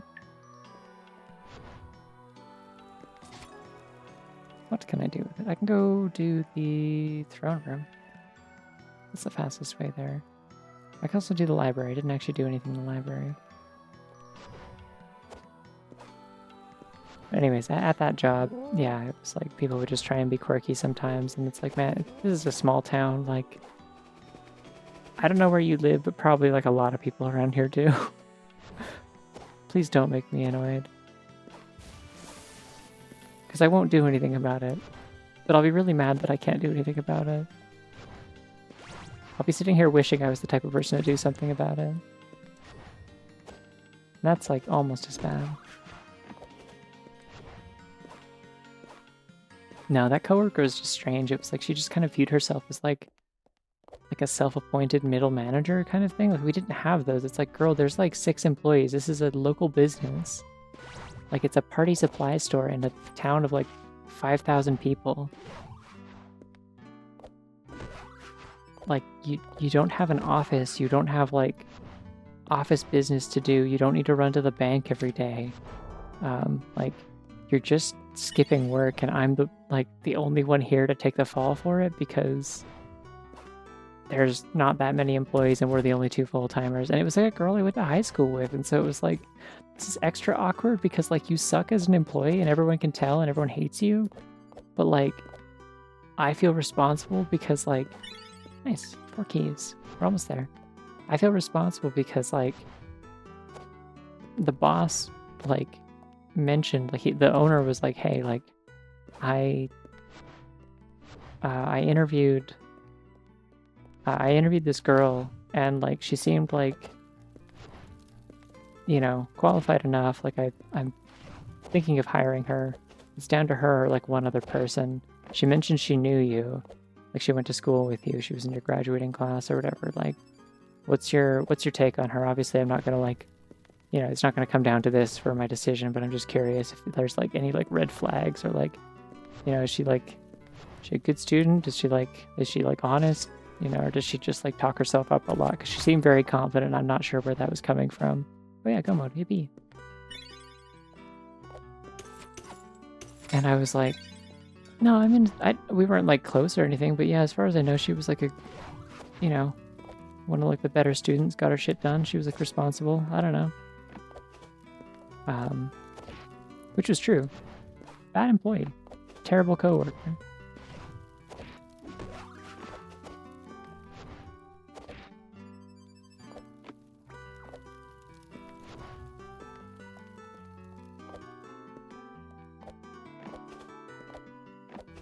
See, the thing is, Tazra, I can be mean, just not on my own behalf. I have a hard time sticking up for myself, but as soon as like someone else needs to be stuck up for, like, then I'm on board. I can do that.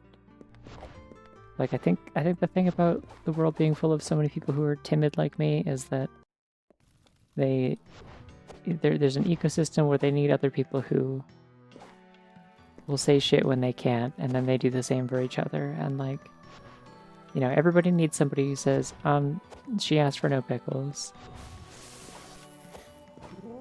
And then it works out. Because I think if I just learned how to be mean in general, then I would, I don't know. In a way, I guess it comes back to the thing earlier, like kind of like giving people ownership over like the decisions you make about how you present yourself. Feels like letting people win if I like adapt the personality that I want. Like I make that a secondary priority to like some kind of defense mechanism that shouldn't be necessary, you know? Everyone needs a batter bitch to raise their voice for them. Exactly.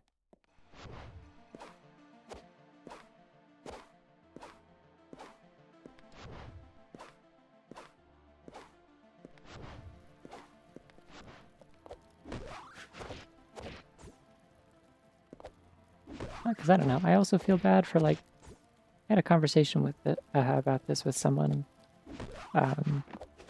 very recently, and it was like this idea, like, you know, it's bothersome to be on the other side of that too, to be the one who always has to be the bad bitch, the one who always has to like come off as blunt and forceful and like stand their ground because they get like walked over so easily otherwise. And so they have to stick up for themselves and other people. And it leaves them feeling like they just kind of come off as mean all the time. And that they don't have a choice in that. Like, they're not really, like, choosing that. They're just being handed that as, like, hey, you get to be the asshole. And it's like, I don't know, a lot of those people are very, like, kind and sweet and sensitive people when they're given the proper space to be vulnerable and, like, let that guard down. And, like, I think those people deserve to be able to do that more often. And more people deserve to get to meet that side of them, you know?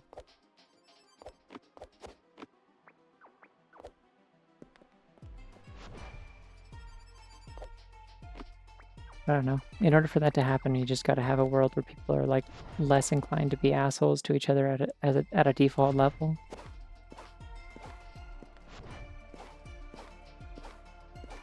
Less eager to, like, sling insults and break each other down for their own enjoyment.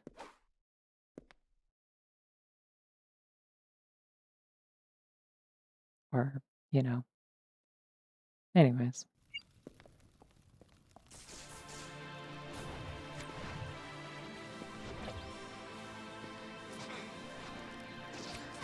Feels like kind of the theme of this year for me has just been like, people need to start being fucking nicer to each other, and I'm done letting people think I'm not serious about that.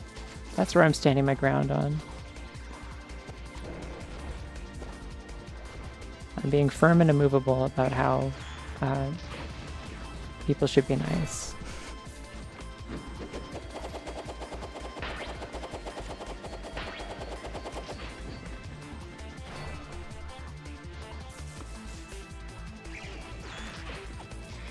Listen, good luck meeting anybody who's more Arthur Fist Clench core than me, okay? The Arthur Fist Clench image is like, just sort of embodies everything I am as a person. Did I just realize that in this moment? Maybe. It's not important. I think I have indignation and martial prowess. This is going to be over very fast.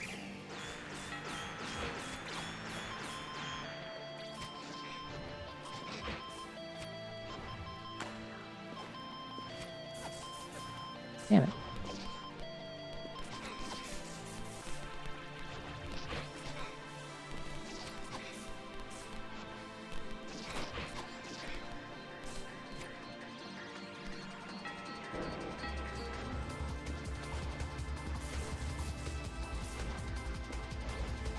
It'd be cool if hitting her while the projectile was out would also cancel this. That'd be neat, because I'm so tired of dealing with it. An evil, evil attack that does so much damage. Do we think we need to knock down the human race and start over? No, that seems extreme.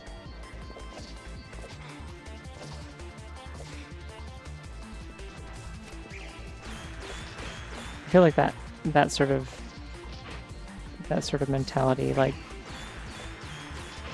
you know, comes with an implicit acceptance that like people aren't capable of changing and doing better when they need to. I did it. Won.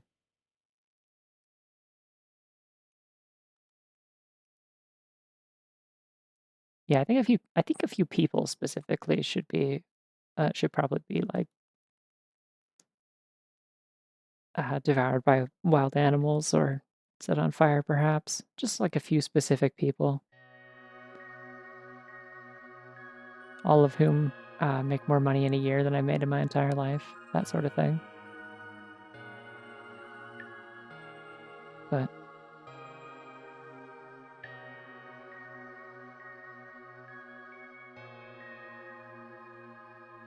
yeah, I think that's an important thing to be. Like, you don't have to be a forceful voice all the time, but I think it's important to stand your ground on like, hey, you need to chill the fuck out and like be nicer to people. You need to like stop behaving like that. This isn't acceptable. You know, I think that's a worthwhile thing to be. That's a very easy example to set, I think. The hard part comes in that you have to also be that person yourself, I guess. You know, you can't be a hypocrite about it. But yeah, anyways, good philosophical talk while I fling this goat across the castle, as usual. Good work, everyone. the the the 4:30 a.m. Taffy Wabbit chat classic. Yeah, I think that's as many runs as I'm gonna do tonight. I think 4 is plenty. So the go mode special. Me when I wiggle my eyebrows. Yeah. Anyways, I'm gonna go get ready for bed so that I'm not up too late and I can go to the bank. Um, but yeah, I think next weekend the plan is tentatively to play Kirby 64 because I want to, and also because it feels like a good pre-Christmas game. There's like a Christmas Toy Factory level in that game. There's one of them. Um, but yeah. Anyways, I'll figure that out next weekend, but that's probably the plan. In the meantime, y'all have yourselves a good night and a good week. I'll see you around. Bye bye.